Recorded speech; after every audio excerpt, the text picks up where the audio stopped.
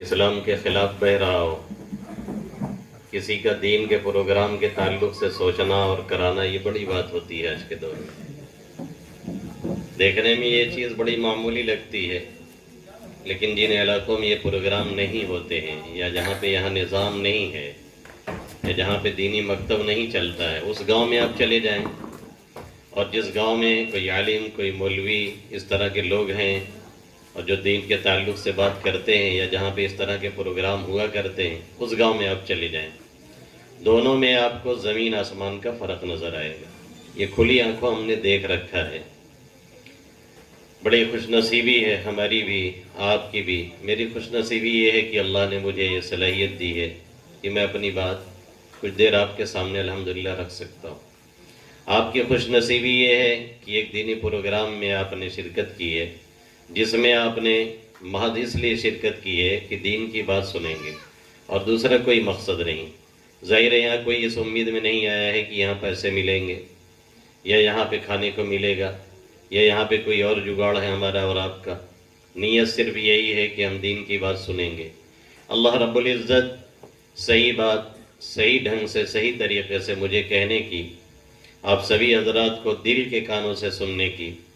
اور ہم سب کو اس پر عمل کرنے کی توفیق نصیب فرمائے،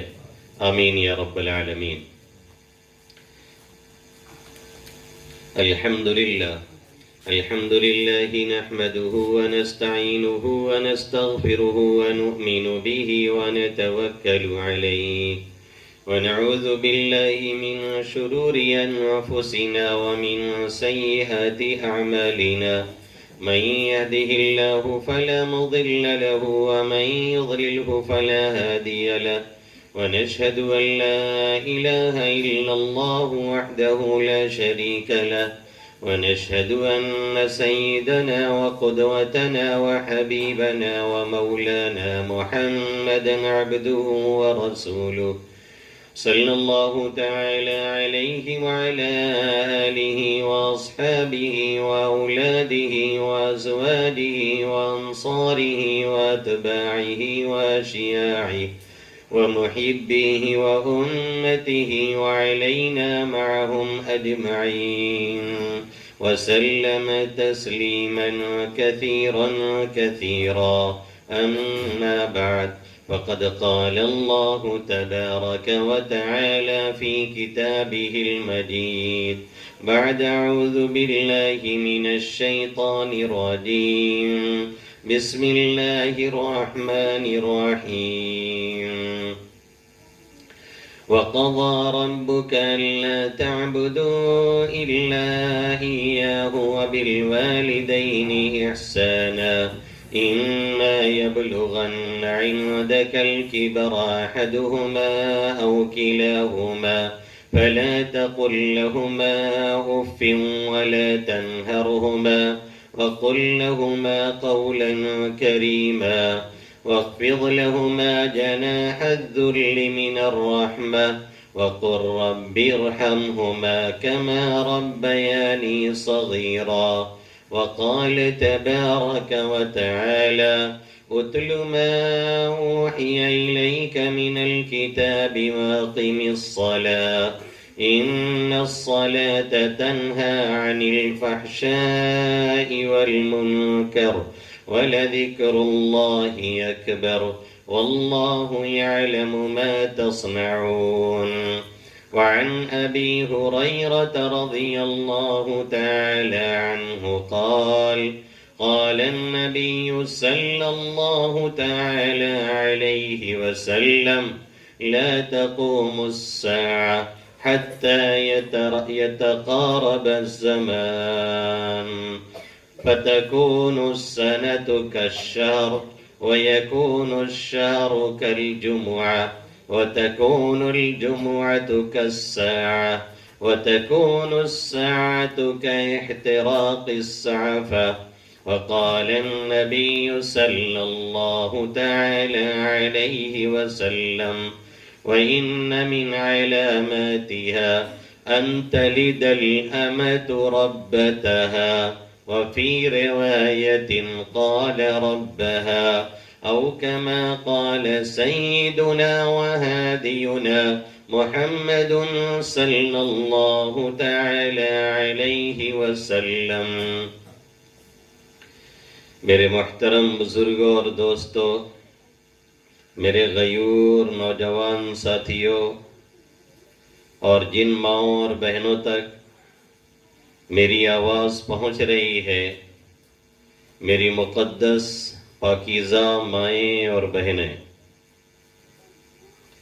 اس وقت میں نے آپ حضرات کے سامنے قرآن مقدس کی دو آیت کریمہ تلاوت کی ہے، اور اللہ کے حبیب صلی اللہ علیہ وسلم کی ایک حدیث شریف پڑھی ہے۔ جس حدیث کو نقل کرنے والے، جس حدیث کو روایت کرنے والے صحابی رسول حضرت ابو ہریرہ رضی اللہ تعالی عنہ ہیں، ایک جلیل القدر صحابی ہیں، بڑے اونچے درجے کے صحابی ہیں۔ آقا مدنی صلی اللہ علیہ وسلم کی جو حدیثیں صحابہ کرام نے نقل کی ہیں، اور اس میں جن صحابہ کرام کا نام کثرت سے حدیثوں کو نقل کرنے میں آتا ہے، اور آپ صلی اللہ علیہ وسلم کی زیادہ حدیثیں انہوں نے نقل کی ہیں، ان میں سب سے زیادہ نقل کرنے والے اور روایت کرنے والے یہ حضرت ابو ہریرہ رضی اللہ تعالی عنہ ہیں۔ ان کا کوئی اور کام نہیں تھا، یہ در نبوی صلی اللہ علیہ وسلم پہ پڑے رہتے، اصحاب صفہ میں سے اہم لوگوں میں سے ان کا شمار تھا، ہمیشہ وہیں چبوترے پہ رہتے تھے، آپ نے دیکھا ہوگا فوٹو میں، اور جو لوگ وہاں گئے ہیں، اللہ کے حبیب صلی اللہ علیہ وسلم کے روضہ اقدس کے پیچھے آج بھی وہ چبوترا موجود ہے۔ اور یہ اور بات ہے کہ اس زمانے میں وہ کچا تھا، پکا ہے، لیکن وہ جگہ ایسے ہی محفوظ کر دی گئی ہے، اور وہاں بھی جماعت وغیرہ ہوتی ہے۔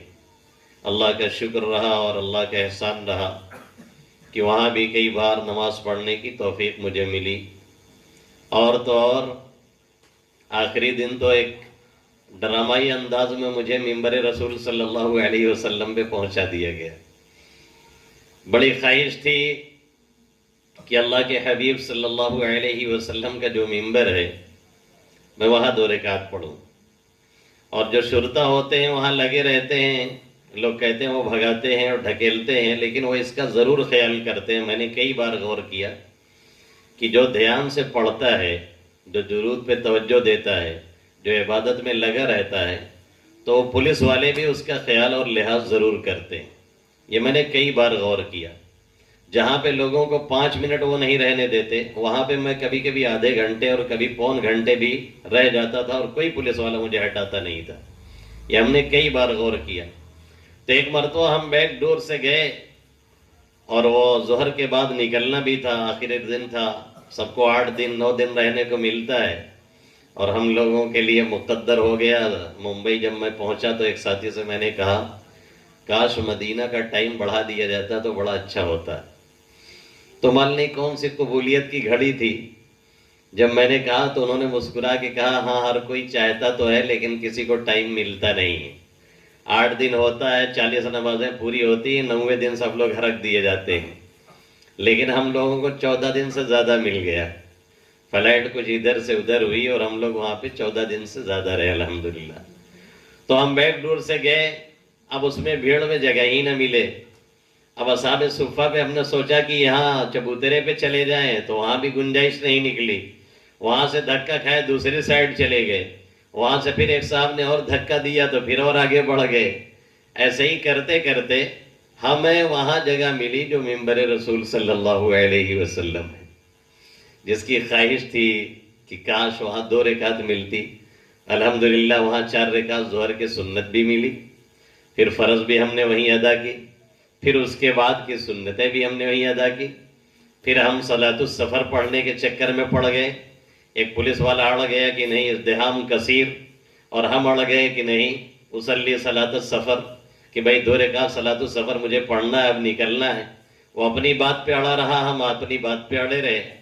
اور جب گفتگو طویل ہو گئی اس نے دیکھا کہ یہ بھی نہیں مانتا ہے، ہم بھی نہیں مان رہے ہیں۔ وہ عربی میں بولے تو الحمدللہ ہم لوگ بھی اتنے ناکارہ نہیں ہیں کہ عربی نہ بول پائے دو جملہ، ہم بھی اس سے بحث پہ رہے کہ بھئی ہمارے نکلنے کا ٹائم ہے، ہمارے جانے کا ٹائم ہے، آپ چھوڑ دیجیے، ہم 2 رکعت پڑھ ہی کے جائیں گے، اب پڑھنا ہی ہم کو یہیں پہ 2 رکعت۔ تو اس کا ہیڈ آیا، وہ دیکھ رہا تھا آفیسر دور سے، اور آیا اور اس نے کیا پوچھا، سوال کیا کیا ہے؟ تو ہم نے بتایا بھائی کہ ہمیں ابھی نکلنا ہے، ہم چاہ رہے ہیں 2 رکعت یہیں پڑھ کے نکلیں سفر کی نماز، اور یہ پڑھنے نہیں دے رہے ہیں۔ اس نے کہا نہیں بالکل پڑھیے، بالکل پڑھیے، آپ کے لیے اجازت ہے۔ پھر 2 رکعت ہم نے وہاں پہ پڑھی۔ تو وہ صفہ اور چبوترا آج بھی ہے، تھوڑا سا رنگ اور روغن کر دیا گیا ہے، وہاں پہ یہ رہتے تھے۔ اللہ کے حبیب صلی اللہ علیہ وسلم نے کیا بیان کیا، آقا مدنی صلی اللہ علیہ وسلم نے کیا فرمایا، اور کون سا وفد آیا اس سے آپ صلی اللہ علیہ وسلم نے کیا نصیحت کی۔ اور یہی نہیں، کھانے پینے کا بھی کوئی انتظام نہیں، کہیں سے کچھ آ گیا تو کھا لیا گیا، اور نہیں آیا تو یہیں پڑے رہے۔ اور کبھی کبھی یہ کنڈیشن ہو جاتی، یہ حالت ہو جاتی کہ بھوک کی وجہ سے غشی طاری ہو جاتی، بے ہوشی طاری ہو جاتی تھی، اور لوگ سمجھتے تھے کہ مرگی کا دورہ پڑ گیا ہے، تو ان کی گردن پہ لوگ پاؤں رکھ کر کے گزرتے تھے۔ عرب میں ایک طریقہ علاج تھا اس زمانے میں مرگی کے دورہ والوں کا، جن کو مرگی کا دورہ پڑتا تھا اس کا اس طرح سے علاج کر دیا جاتا تھا۔ تو لوگ یہ سمجھتے کہ مرگی کا دورہ پڑ گیا ہے تو اس طرح سے ان کے گردن پہ پاؤں رکھ کر کے دباتے تھے۔ کہتے ہیں حالانکہ ایسا کچھ نہیں ہوتا تھا، ما بی الا الجوع، صرف بھوک یہ ستاتی تھی، اور بھوک اور فاقے کی وجہ سے یہ حالت ہماری ہوتی تھی۔ اس کے بعد وہ دور بھی آیا کہ ابو ہریرہ رضی اللہ تعالیٰ عنہ، آگے کے زمانے میں جب فراوانی کا دور ہوا تو ریشم کا کبھی ٹکڑا بھی استعمال کر لیتے، ہاتھ میں لیے ہیں، چھینک آئی اس سے جو ہے ناک صاف کر لیا، تو کہتے تھے کبھی وہ دور تھا اور کبھی یہ دور آ گیا ہے۔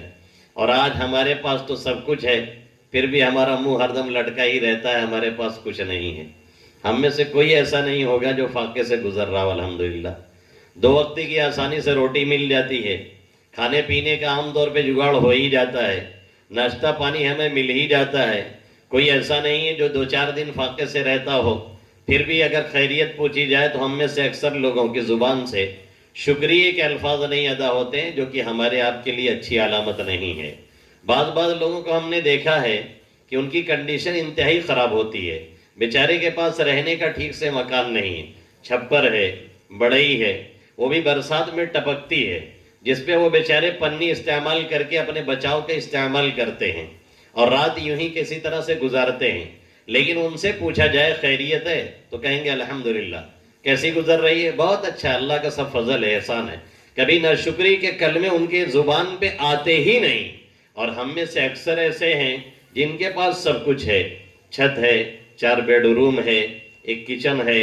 ہال ہے، کھانے پینے کا سامان ہے، مہمانوں کو روکنے کا انتظام ہے، باڈی لینگویج صحیح ہے، ساری چیزوں کا انتظام ہے، پھر بھی ہماری زبانوں سے شکریہ کے الفاظ نہیں نکلتے ہیں۔ یہ ہمارے آپ کے حق میں کوئی اچھی علامت نہیں ہے۔ اللہ نے جن نعمتوں سے نوازا ہے اس کا بھرپور شکریہ ادا کرنا چاہیے، اور اگر کوئی نعمت اللہ نے نہیں دی ہے کسی حکمت یا مصلحت کے تحت تو پھر اسی سے کہنے کی ضرورت ہے اور اسی سے مانگنے کی ضرورت ہے۔ ادھر ادھر کہنے سے سوائے تماشا بننے کے عام طور پہ کچھ ہوتا نہیں ہے، نہ کوئی آپ کو دینے والا ہے، نہ کوئی آپ کی ہیلپ کرنے والا ہے۔ عموماً مزاج یہی ہے، ہاں مزہ لینے والے مل جائیں گے کہ بڑا اچھا ہوا پریشانی میں چل رہے ہیں۔ تو اس طرح سے اللہ سے جو بات کہنے کی ہے وہ ٹہل ٹہل کر کے بندوں سے نہیں کہنا چاہیے، اس میں کوئی عام طور پہ فائدہ ہوتا نہیں ہے۔ تو یہ صحابی رسول زبردست صحابی ہیں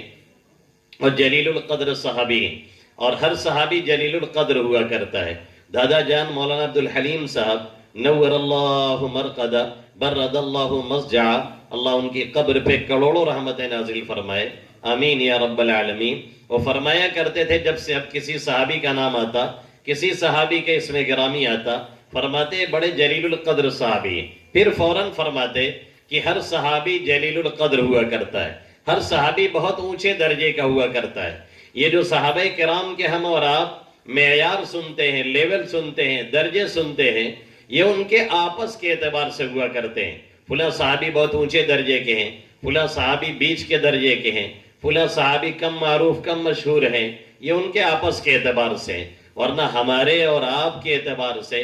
ہر صحابی اس مقام پہ پہنچا ہوا ہے جہاں پہ بعد کے تابعین اور تبع تابعین اور امت کا کوئی بھی فرد زندگی بھر ناک رگڑتا رہ جائے، سجدے میں پڑا رہ جائے، پھر بھی کسی صحابی کی گرد کو نہیں پا سکتا ہے، کیونکہ وہ دو آنکھیں کہاں سے لے کر کے آئے گا جس نے ایمان اور اسلام کی حالت میں آقا مدنی صلی اللہ علیہ وسلم کا دیدار کیا تھا۔ وہ چند ثانیے، وہ چند لمحے، وہ چند سیکنڈ، وہ چند منٹ کہاں سے لے کر کے آئے گا جس نے ایمان اور اسلام کی حالت میں آقا مدنی صلی اللہ علیہ وسلم کی صحبت اٹھائی تھی، آپ کا ساتھ پایا تھا۔ اس لیے کبھی بھی کسی صحابی کی طرف سے ذرہ برابر میل کچیل نہیں آنا چاہیے، ہمیشہ دل صاف رہنا چاہیے۔ اگر اسلام اور ایمان صاف رکھنا چاہتے ہیں تو ہر صحابی کی طرف سے دل صاف ہونا چاہیے، ورنہ ہمارے اور آپ کے اسلام اور ایمان کی دیوار ہی نہیں، ہماری بنیاد ڈھہ جائے گی اور متزلزل ہو جائے گی،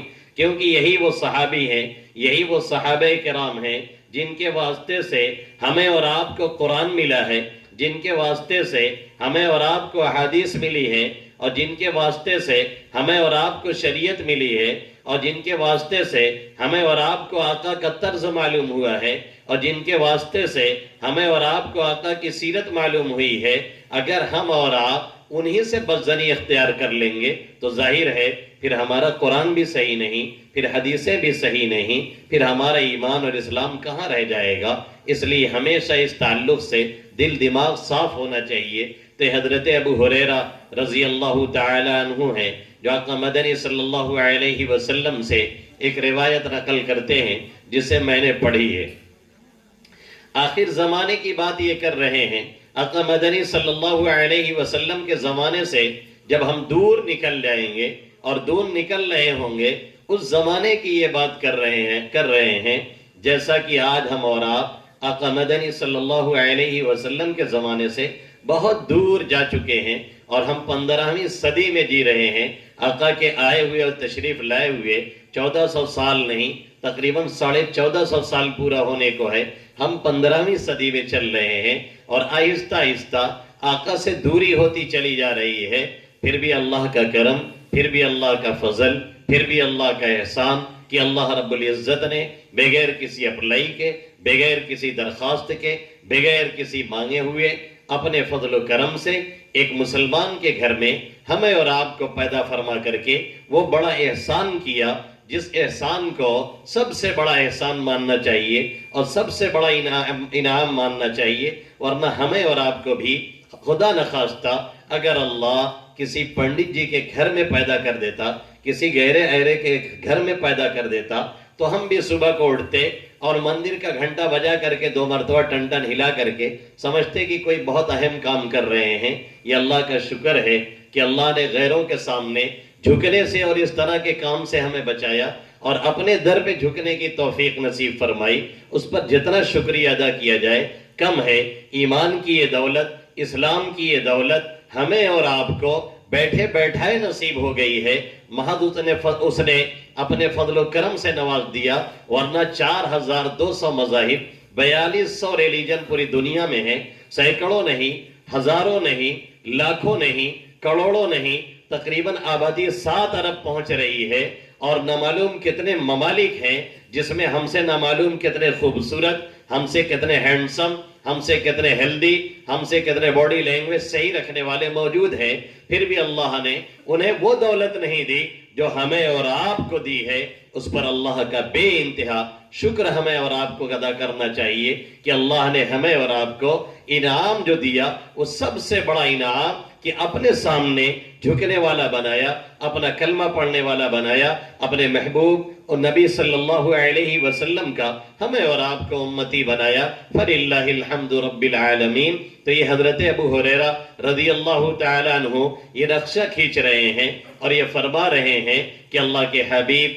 صلی اللہ علیہ وسلم اس حدیث میں یہ کہہ رہے ہیں، لَا تَقُومُ السَّاعَةُ حَتَّى يَتَقَارَبُ الزَّمَانُ۔ قیامت قائم نہیں ہوگی یہاں تک کہ زمانہ بہت قریب ہو جائے گا۔ زمانہ قریب ہونے کا مطلب کیا ہوتا ہے؟ کئی اعتبار سے قریب ہو سکتا ہے۔ ایک تو زمانے کے قریب ہونے کا مطلب یہ ہے کہ زمانے کے لوگ قریب ہو جائیں گے، لوگ ایک دوسرے کی دوریاں ختم ہو جائیں گی، اور اس طرح سے لوگ ایک دوسرے کے قریب آئیں گے کہ پچھلے زمانے کے لوگوں نے اسے سوچا بھی نہیں ہوگا۔ جیسے آج کے اس دور میں جو موبائل کا دور ہے، جو نیٹ ورکنگ کا دور ہے، جو ٹی وی کا دور ہے اور جو انٹرنیٹ کا دور ہے، اس نے اہل زمانہ کو اتنے فاصلہ کم کر دیا ہے اور دوریوں کو اتنا قریب کر دیا ہے کہ یہاں لیٹرنگ میں بیٹھا ہوا انسان گرینی میں اور امریکہ میں کسی کونے میں بیٹھے ہوئے شخص سے آسانی سے رابطہ کرتا ہے اور بات کرتا ہے۔ صرف یہی نہیں کہ اس کی آواز سنتا ہے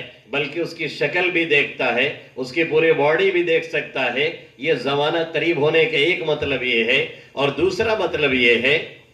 زمانہ قریب ہونے کا کہ تمام کے تمام اوقات بڑی تیزی سے گزر رہے ہوں گے اور احساس بھی نہیں ہوگا اور پتہ بھی نہیں چلے گا کہ کس طریقے سے یہ ٹائم گزرتا ہے۔ جیسا کہ آج کل ہم اور آپ کھلی آنکھوں اس کا مشاہدہ کر رہے ہیں اور دیکھ رہے ہیں کہ ہم اور آپ گپ شپ میں لگتے ہیں، ہم اور آپ ہوٹل پہ بیٹھتے ہیں، ہم اور آپ دکانوں پہ ہوتے ہیں، ہم اور آپ چائے خانوں پہ ہوتے ہیں، ہم اور آپ کسی اور کام میں لگتے ہیں۔ خاص طور سے جو دنیاوی کام ہے یا جسے کہہ لیا جائے کہ فالتو گیری ہے، جب ہم اس میں لگتے اور بیٹھتے ہیں تو ہمیں کبھی بھی احساس نہیں ہوتا کہ کب صبح ہوئی ہے اور کب شام ہو رہی ہے، اور کب جمعرات گئی اور کب جمعہ آیا ہے۔ اتنی تیزی کے ساتھ سب بدل رہا ہے کہ وہ بیان سے باہر ہے۔ اسی کو اللہ کے حبیب صلی اللہ علیہ وسلم فرما رہے ہیں، لا تقوم الساعة حتى يتقارب الزمان، قیامت نہیں قائم ہوگی یہاں تک کہ زمانہ قریب ہو جائے گا۔ قریب ہونے کا مطلب اللہ کے حبیب صلی اللہ علیہ وسلم کہہ رہے ہیں فَتَكُونُ السَّنَةُ كَالشَّهْرِ، تو پورا سال ایسے گزرے گا جیسے ایک مہینہ گزرتا ہے۔ آج کا یہی زمانہ ہے، پورا کا پورا سال ایسا گزرتا ہے جیسے لگتا ہے کہ ایک مہینہ گزرا، ابھی روزہ گزرے ہوئے یا عید گزرے ہوئے 6 مہینہ تقریباً ہونے کو ہے، ایسا لگتا ہے کہ ابھی گزرا ہوا تھا اور آئندہ آنے کو ہے، یہ بھی کوئی ہم سے دور نہیں ہے۔ ایسا دوڑ کر کے آئے گا کہ ہم اور آپ کہیں گے کتنی جلدی سے یہ وقت گزر گیا اور کتنی جلدی یہ ٹائم گزر گیا اور کتنی جلدی یہ وقفہ گزر گیا۔ اسی کو میرے نبی محترم محمد عربی صلی اللہ علیہ وسلم حتی یتقارب الزمان، قیامت نہیں قائم ہوگی یہاں تک کہ زمانہ قریب ہو جائے۔ فتکون السنۃ کالشہر، تو پورا سال ایسے گزرے گا جیسے ایک مہینہ گزرتا ہے۔ جیسے مہینہ گزرتا ہے تو زیادہ احساس نہیں ہوتا، ایسے ہی ایک سال گزرے گا تو زیادہ احساس لوگوں کو نہیں ہوگا، پتہ ہی نہیں چلے گا کب ایک سال گزرا ہے، کب دوسرا سال گزرا ہے، لاک ڈاؤن کب لگا تھا، اس میں کیا کیا گزری اور لوگوں پہ کیا کیا بیتی اور کیسے کیسے حالات لوگوں پہ آئے۔ پھر اس کے بعد جو آفات اور بلیات آئیں، پھر دوسرے رمضان میں جو موتوں کا سلسلہ شروع ہوا وہ کتنی تیزی کے ساتھ گیا، لگتا ہے کہ ہم بھی بھول گئے، آپ بھی بھول گئے، کسی کو خبر ہی نہیں ہوئی کہ کیا ہوا اور کیا نہیں ہوا۔ یہی کہا اللہ کے حبیب صلی اللہ علیہ وسلم نے فَتَكُونُ السَّنَةُ كَالشَّهْرِ، ایک سال ایسا گزرے گا جیسے ایک مہینہ گزر رہا ہے۔ وَيَكُونُ الشَّهْرُ كَالْجُمْعَةِ، ایک مہینہ ایسا گزرے گا جیسے ایک ہفتہ گزرتا ہے۔ ابھی جمعہ پڑھ کر کے آئے تھے، ابھی پھر جمعہ پڑھنے جانا ہے، ابھی سنیچر ہے، یہ دیکھنے میں لگ رہا ہے، ابھی بس انتظار کیجیے گا اور اس کے بعد آپ کو لگے گا کہ ابھی تو گرینی میں ان سے ملاقات ہوئی تھی اور 3-4 دن نہیں گزرا ہے ٹھیک سے، اس کے بعد جمعہ میں پھر حاضری ہے اور پھر میرا سامنا ہے انشاءاللہ تعالی۔ اللہ آپ کو بھی عافیت سے رکھے، ہمیں بھی عافیت سے رکھے، آمین یا رب العالمین۔ میرے نبی فرما رہے ہیں وَيَكُونُ الشَّهْرُ كَالْجُمْعَةِ، پورا ایک مہینہ ایسے گزرے گا جیسے ایک ہفتہ گزر جاتا ہے۔ وَتَكُونُ الْجُمْعَةُ كَالسَّاعَةِ، اور ایک ہفتہ ایسے گزرے گا جیسے ایک گھڑی، جیسے ایک گھنٹہ گزرتا ہے، احساس نہیں ہوتا ایک گھنٹہ کب پورا ہو گیا ہے. جیسے پروگرام شروع ہوا پون گھنٹہ تقریباً ہونے کو ہے، لیکن ہمیں اور آپ کو اس کا احساس نہیں، اور ابھی 1 گھنٹہ نہیں اس سے زیادہ بھی ہو جائے گا، پھر بھی ہمیں پتہ نہیں چلے گا کہ وقت کتنی جلدی گزر گیا. اللہ کے حبیب صلی اللہ علیہ وسلم فرما رہے ہیں وَيَكُونُ وَتَكُونُ السَّاعَةُ كَاِحْتِرَاقِ الصَّفْحَةِ، ایک جمعہ ایسا گزرے گا جیسے لگے گا 1 گھنٹہ گزر گیا ہے، اور 1 ساعت اور 1 گھنٹے ایسے گزریں گے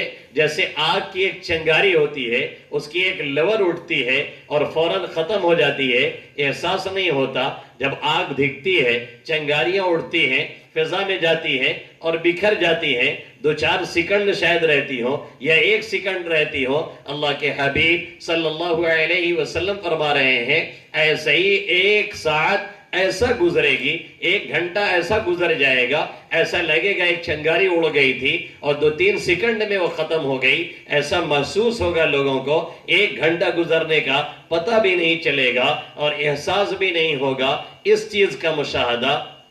اور یہ چیز ہمارے اور آپ کے کھلی آنکھوں دیکھی جا سکتی ہے اور ہر کوئی اس کا مشاہدہ کر سکتا ہے. کسی بھی تقریب میں چلے جائیے، کسی بھی پروگرام میں چلے جائیے، خاص طور سے ایسی جگہوں پہ جہاں پہ خرافات ہو رہی ہو. کرکٹ میچ چل رہا ہے، 2020 اب آیا ہے، 50-50 اوور کا چلتا تھا، 3.5 گھنٹے ایک ٹیموں کا ٹائم لگتا ہے یا لگتا تھا. اس میں ہم بیٹھ جاتے ہیں تو ہمیں کبھی نہیں خیال جاتا ہے کہ ہمارے 7 گھنٹے برباد ہو گئے، لیکن وہ 7 گھنٹے ایسا نکلتے ہیں احساس تک نہیں ہوتا ہے کہ 7 گھنٹہ ہمارا چلا گیا یا ہمارا پورا دن چلا گیا یا ہمارے 3-4 گھنٹے نکل چکے ہیں. اللہ کے حبیب صلی اللہ علیہ وسلم نے جو فرمایا تھا اور قیامت کی جو چھوٹی چھوٹی پیشین گوئیاں تھی وہ تقریباً سبھی پوری ہونے کو ہیں یا ہو چکی ہیں. اسی میں سے ایک پیشین گوئی یہ بھی تھی جس کے بارے میں آقا مدنی صلی اللہ علیہ وسلم نے فرمایا تھا جتنے ہی قریب زمانہ آئے گا قیامت سے اتنے ہی وقت کی برکت نکلتی چلی جائے گی، وقت کی اہمیت گھٹتی چلی جائے گی، وقت کے احساسات مٹتے چلے جائیں گے اور وقت کا گزرنے کا بھی لوگوں کو پتہ نہیں رہ جائے گا کہ کیسے گزر رہا ہے. یہ ہمارا حال ہے، آپ کا حال ہے. جس ماحول میں ہم اور آپ جی رہے ہیں تقریباً یہی چل رہا ہے کہ پورے کے پورے سال ہمارے اور آپ کے گزر رہے ہیں. ایک سال جا رہا ہے، مہینہ کا مہینہ جا رہا ہے، گھنٹے کے گھنٹے جا رہے ہیں، ایک ہفتے ہمارے گزر رہے ہیں. کوئی ہمارا دینی یا دنیاوی کام ٹھیک سے نہ ہوتا نظر آ رہا ہے، نہ ہم اس میں دلچسپی لے رہے ہیں، نہ ہم اسے پکڑنے کی کوشش کرتے ہیں، نہ ہم اسے گرفت میں لینے کی کوشش کرتے ہیں، نہ ہم اس کا دھیان رکھتے ہیں. ہم یہ سوچتے ہیں کہ ابھی بعد میں یہ کام کریں گے، ہم یہ سوچتے ہیں بعد میں یہ چیز نپٹائیں گے، ہم یہ سوچتے ہیں پھر موقع ملے گا تو اسے ہم ادا کر لیں گے. حالانکہ موقعوں کا میں کسی کو ملتا نہیں، موقع لینا پڑتا ہے، موقع تلاش کرنا پڑتا ہے، وقت کو گرفتار کرنا پڑتا ہے، وقت کو پکڑنا پڑتا ہے، وقت کو کام میں لانا پڑتا ہے اور دھیان میں رکھنا پڑتا ہے. اور یہ ذہن میں بات نوٹ کر لی جائے کہ جو بھی ٹائم گزرے گا وہ آنے والے وقت سے عام طور پہ خراب ہی ہوگا. یہ میں نہیں کہتا، اللہ کے حبیب صلی اللہ علیہ وسلم نے فرمایا لا یاتیکم عام الا وهو شر منہ، کہ جو بھی سال تمہارے اوپر گزرے گا، جو بھی زمانہ تمہارے اوپر گزرے گا وہ پہلے والے سے بدتر ہی ہوگا، پہلے والے سے بہتر نہیں ہوگا. آپ دیکھ نہیں رہے ہیں جو بھی حکمراں آتا ہے پہلے والے سے بدتر ہی بدتر ثابت ہوتا ہے. کانگریس کے دور میں ہم اور آپ بڑی پریشانیوں کی شکایت کرتے تھے اور بہت کچھ کہتے تھے اور یقیناً تھی بھی پریشانیاں، اس میں دو رائے نہیں ہے. لیکن اب کے دور میں لوگ کیا کہنے لگے ہیں کہ بھائی وہی صحیح ہے. جیسے آپ صلی اللہ علیہ وسلم کے زمانے میں اس سے کچھ پہلے ایک کفن چور تھا تو صرف کفن چوری کیا کرتا تھا. جہاں پہ پتا چلا کوئی دفن ہوا ہے جا کر کے وہ کھود لیتا قبر اور کفن نکال کر کے بیچ دیا کرتا، اور اس کے مرنے کے بعد اس کا کوئی دوسرا وارث بنا. وہ انتہائی کمینہ ٹائپ کا تھا، وہ کفن بھی چوری کرتا اور مردے کے ساتھ بدفعلی بھی کرتا، مردے کے ساتھ گھناؤنا عمل بھی کرتا. تو اللہ کے حبیب صلی اللہ علیہ وسلم نے فرمایا رحم اللہ نباش الاول، اللہ پہلے کفن چور پر رحم فرمائے، اس لیے کہ وہ بیچارہ صرف کفن ہی چوری چوری کرتا تھا اور یہ کمینہ اس سے کہیں غلیظ حرکت کر رہا ہے. یہی حال ہوتی چلی جا رہی ہے. اسی کو میرے نبی محترم محمد عربی صلی اللہ علیہ وسلم نے فرمایا لا تقوم الساعة حتى يتقارب الزمان. اور اس حدیث میں فرمایا لا يأتيكم عام الا وهو شر من، کہ جو بھی زمانہ آئے گا وہ بدتر سے بدتر زمانہ آتا چلا جائے گا. اور اتنا بدترین زمانہ آ جائے گا، اتنا بدترین زمانہ آ جائے گا، لوگ اپنے چہیتے کو بھول جائیں گے، لوگ اپنے قریبی کو بھول جائیں گے، لوگ اپنے عزیز و اقارب کو بھول جائیں گے، لوگ اپنے دوست احباب کو ٹھیک سے نہیں پہچانیں گے. سلام بھی ہوگا تو پہچان کر کے ہوگا، سلام بھی ہوگا تو کسی خاص مقصد سے ہوگا، کسی کی خیریت لی جائے گی تو کسی خاص مقصد سے لی جائے گی. اپنوں سے توڑا جائے گا، غیروں سے جوڑا جائے گا. اپنوں کی نافرمانی کی جائے گی، غیروں کی اطاعت کی جائے گی. اپنوں سے روگردانی کی جائے گی، غیروں کے سامنے جا کر کے جھکا جائے گا. اللہ کے در کو چھوڑا جائے گا، غیروں کے در کو اختیار کیا جائے گا. اپنے والدین کو ترک کیا جائے گا، غیروں کو والدین کا درجہ دیا جائے گا. اپنی بیوی کی اطاعت کی جائے گی، اپنی ماں کو برا بھلا کہا جائے گا. اپنے لوگوں سے قطع تعلق کیا جائے گا، صلہ رحمی نہیں ہوگی، رشتے جوڑے نہیں جائیں گے، رشتے توڑے جائیں گے. یہ قیامت کی علامتوں میں سے اللہ کے حبیب صلی اللہ علیہ وسلم نے بیان فرمایا. اسی لیے جب جبرائیل امین اللہ کے حبیب صلی اللہ علیہ وسلم کے پاس حاضر ہوئے تھے اور انہوں نے بہت سے سوالات آقا مدنی صلی اللہ علیہ وسلم سے کیے، پھر انہوں نے پوچھا قیامت کب آئے گی؟ آقا مدنی صلی اللہ علیہ وسلم نے فرمایا مل مسئول عنہا بأعلم من السائل، جو پوچھ رہا ہے اور جس سے پوچھا جا رہا ہے وہ دونوں زیادہ جانکار نہیں ہیں. اس معاملے میں معاملہ برابر ہے. یہ معاملہ ایسا ہے جسے اللہ نے پوشیدہ رکھا ہے، وہ کب لائے گا اس کا پتہ نہیں ہے. ہاں آ کر کے رہے گی یہ تو معلوم ہے، کیونکہ قرآن میں بھی اسے کہا گیا، احادیث میں بھی کہا گیا. اور جو چیز آنے والی ہے، جو چیز تغیر پذیر ہوتی ہے، جس چیز میں چینجنگ ہوتی رہتی ہے، جس چیز میں بدلاؤ ہوتا رہتا ہے، وہ چیز ایک نہ ایک دن ختم ہو کر کے رہتی ہے. ہم اور آپ ایک گاڑی لیتے ہیں، کچھ سالوں تک استعمال ہوتی ہے، پھر دوسرے کو بیچتے ہیں، پرانی ہو گئی ہے، وہ کچھ دن استعمال کرتا ہے، پھر اس کی کنڈیشن اتنی خراب ہو جاتی ہے، ایک دن وہ بھنگار میں چلی جاتی ہے اور پھر اس کا کام تمام ہو جاتا ہے. اس لیے کہ اس میں تغیر ہے، اس لیے کہ اس میں تبدیلی ہے، اس لیے کہ اس میں چینجنگ پہ چینجنگ ہو رہی ہے، جس کی وجہ سے یقینی ہے کہ لائف ٹائم کے لیے نہیں ہے، کچھ وقتوں کے لیے ہے. ایسے ہی دنیا کے نظام میں چونکہ تبدیلی ہوتی رہتی ہے، چونکہ بدلاؤ ہوتا رہتا ہے، چونکہ چینجنگ آتی رہتی ہے، اس لیے اس میں بھی یقینی بات ہے کہ یہ نظام یوں ہی نہیں رہنے والا. اسے ختم کر دیا جائے گا، اسے تباہ کر دیا جائے گا، اسے توڑ دیا جائے گا، اس کے کام کو ختم کر دیا جائے گا. پہلے کے سائنسداں یہ کہتے تھے کہ دنیا ہزار سال سے ہے اور بہت سے ہزار سال ابھی رہے گی اور یہ ختم ہونے والی نہیں. لیکن آج کے سائنسداں جو آج کے اس میں ریسرچ کرنے والے ہیں وہ یہ ماننے اور کہنے پہ مجبور ہو گئے ہیں کہ وہ وقت دور نہیں ہے جب اس دنیا کو ختم کیا جائے گا اور ایک دھماکے سے دنیا ختم ہو جائے گی اور سورج بجائے پچھم سے نکلنے کے، سورج بجائے پورب سے نکلنے کے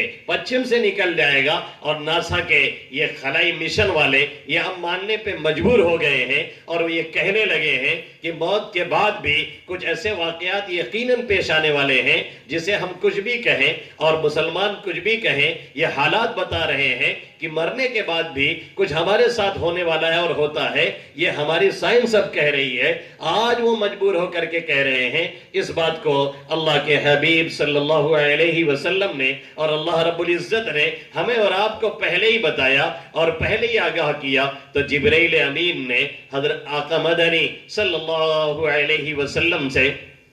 جب سوال کیا کہ قیامت کب آئے گی تو اللہ کے حبیب صلی اللہ علیہ وسلم نے فرمایا کہ بھائی اس معاملے میں تو ہم دونوں برابر لگتے ہیں، لیکن کچھ علامتیں میں اس کی بیان کر دیتا ہوں، کچھ علامتیں میں بتا دیتا ہوں کہ جب یہ علامتیں پائی جانے لگیں تو سمجھ لیجئے کہ قیامت قریب ہے. جب یہ علامتیں آپ کو دکھنے لگیں تو سمجھ لیجئے کہ اب قیامت قریب آ رہی ہے. جب یہ علامتیں ظاہر ہونے لگیں تو سمجھ لیجئے کہ اب قیامت کا معاملہ قریب ہے. اس میں سے ایک علامت اللہ کے حبیب صلی اللہ علیہ وسلم نے یہ بیان فرمائی ان تر الحفاة العراة العالى رعاء الشاة यततावलून फिल बुनियान, कि उन लोगों को देखो जो बरहना सर हैं, बनहरा पा हैं, नंगे पैर चलने वाले हैं, जिनके पास पहनने को नहीं, जिनके पास खाने को नहीं, जिनके पास सोने के लिए कोई बिस्तर नहीं ठीक से, जिनके पास रहने के लिए कोई मकान नहीं ठीक से, और जो ऊँटों के चरवाहे हैं, जो मेघनियों से खेलने वाले हैं, और जिनका काम ही यही है कि वो गोबर बटोरें और उससे गुठी बनाएं, और जिनका काम ही यही है कि वो गाय और भैंस लेकर के निकले तो पड़ला लेकर के उसके पीछे दौड़ते रहें कि अभी ये लीद करेगी तो इसको समेट लेंगे और उसे इस्तेमाल करेंगे और उसे बनाएंगे, और मॉडर्न दौर में वो पहुंचे 2014 के बाद तो फिर गौमूत्र पीना शुरू करें और उसी के गौमूत्र नहीं और उसके गोबर को इस्तेमाल करना शुरू करें, और कहने लगे कि एक गाय का गोबर जो होता है वो कोहे नूर से भी भारी होता है। इस तरह की बात कहने वाले जब ये यततावलून फिल बुनियान, बड़ी बड़ी इमारतें बनाने लगे, बड़ी बड़ी बिल्डिंगों में रहने लगे, आलीशान महलों में रहने लगे, आलीशान कारों से चलने लगे, पजेरों और इस तरह की कारें इस्तेमाल करने लगे, और इनको इस तरह की बुलंदियां मिल जाएं। अल्लाह के हबीब सल्लल्लाहु अलैहि वसल्लम ने फरमाया, अंतरल हुफात अलउरा आला रिआश, जो बकरियों के चरवाहे हैं, जो गाय और भैंस के चरवाहे हैं, और जिनकी हैसियत कुछ भी नहीं थी लेकिन उनको बुलंद मर्तबा मिले, वो गद्दी नशीन हो जाएं, लग्जरी कारों से वो चलने लगे, और 12-12 करोड़ की गाड़ी एक तेली लेकर के चल रहा हो जो मुल्क को तबाह और बर्बाद करने पे तुला हो, और 8,000 करोड़ की फ्लाइट और जहाज जाती लेकर के दौड़ रहा हो, तो अल्लाह के हबीब सल्लल्लाहु अलैहि वसल्लम फरमा रहे हैं, ये समझिए कि अब क़यामत करीब आ चुकी है, ये समझिए कि क़यामत का मामला अब करीब है, ये समझिए कि अब क़यामत करीब आ रही है। इसलिए कि जैसे जैसे क़यामत करीब आएगी आहिस्ता आहिस्ता अच्छे लोगों को चुना जाएगा, आहिस्ता आहिस्ता दुनिया से उन्हें उठाया जाएगा, आहिस्ता आहिस्ता दुनिया से उन्हें निकाला जाएगा, फिर क़यामत बस उन्हीं लोगों पर कायम होगी जो कि सबसे सड़े हुए होंगे, जो कन्ना और भूसी की तरह से होंगे। ला युबाली बिहिम, अल्लाह उनकी कोई परवाह नहीं करेगा। उसी में से एक अलामत बयान करते हुए अल्लाह के हबीब सल्लल्लाहु अलैहि वसल्लम ने फरमाया, अंतलिदल अमतु रब्बतहा औ क़ाल रब्बहा, जब ये देखो कि बांदी अपने मालिकन को जनने लगी है या अपने मालिक को जनने लगी है, बादियों से जो पैदा हो रहे हैं तो उनके मालिक पैदा हो रहे हैं या उनकी मालिकन पैदा हो रही हैं। क्या मतलब है इस हदीस का? कहने का हासिल ये है मेरे नबी मुहतरम मोहम्मद अरबी सल्लल्लाहु अलैहि वसल्लम का कि जब ये हाल देखो कि जिनके बच्चे पैदा होकर के आ रहे हैं, जिनके बतन से बच्चे निकल करके आ रहे हैं, वो माँ और वो बाप जिन्होंने बच्चे को पाला और पोसा है, वो माँ और बाप जिन्होंने बच्चे को सजाया और संवारा है, वो माँ और बाप जिन्होंने अपनी छाती से लगा लगा करके उसे खिलाया और दूध पिलाया है, और बुढ़ापे की हालत में जब माँ खिदमत की मोहताज है और बाप खिदमत का मोहताज है और उसे जरूरत इस बात की है कि उसे सहारा दिया जाए, और जरूरत इस बात की है कि उसके आंसुओं को पोंछा जाए, और जरूरत इस बात की है कि उसकी उंगली पकड़ करके उसे चलाया जाए, जैसे उसने बचपन में हमें और आपको चलाया था और हम चलने के काबिल नहीं थे, पैरों पे खड़े होने के काबिल नहीं थे, तो उसने उंगलियां थमा थमा करके हमें खड़े होना सिखाया, और खड़े होने जब लगे तो फिर उसने उंगलियां पकड़ा पकड़ा करके हमें चलाने की कोशिश की, तो हमें चलने का एक हौसला मिला, फिर हमने चलना शुरू किया, फिर हमारे हाथों में इतनी दम नहीं थी, फिर हमारे हाथों में इतनी ताकत नहीं थी कि हम अपने हाथों से एक खिड़की भी खोल लेते, हम अपने हाथों से एक दरवाजे की कुंडी खोल लेते, हम अपने हाथों से एक भेड़े हुए दरवाजे को और बंद किए हुए दरवाजे को धकेल लेते, तो हम जब उसे हाथ लगा करके धक्का देते या उसे खोलने की कोशिश करते तो हमारे वही वालिदे मोहतरम या हमारी वही बूढ़ी वालिदा वो खोल करके हाथ लगा करके सपोर्ट दे करके खुलवा देती थी हमसे। हम खुश हो जाते थे बचपन में और समझते थे कि ये हमारी ताकत برکت سے کھلا ہے. یہ حوصلہ ہوتا تھا ہمیں کہ ہم نے کھول دیا ہے. یہ حوصلہ دینے والے وہی ہمارے باپ تھے, یہ حوصلہ دینے والی وہی ہماری ماں تھی جنہوں نے ہمیں پالا, جنہوں نے ہمیں پوسا, جو ہمارے بیدار رہنے پر پوری پوری رات بیدار رہتی. اگر ہمیں کوئی تکلیف پہنچتی, اگر ہمیں کوئی صدمہ پہنچتا, اگر ہمیں چھینک اور کھانسی آنا شروع ہو جاتی تو ان کی رات کی نیندیں بھی حرام ہو جاتی تھی. اور وہ یہ سوچتے کہ بچے کو کہاں دکھایا جائے. وہ اپنا بھوکا رہتے لیکن بچے کو کھلانے کی کوشش کرتے, وہ خود پیٹ کاٹ کر کے بچے کو پالنے کی کوشش کرتے, وہ کسی نہ کسی طرح سے اپنے بچے کو آگے بڑھانے کی کوشش کرتے. بچہ ایک بار نہیں, 10 بار نہیں, 20 بار یہ سوال کرتا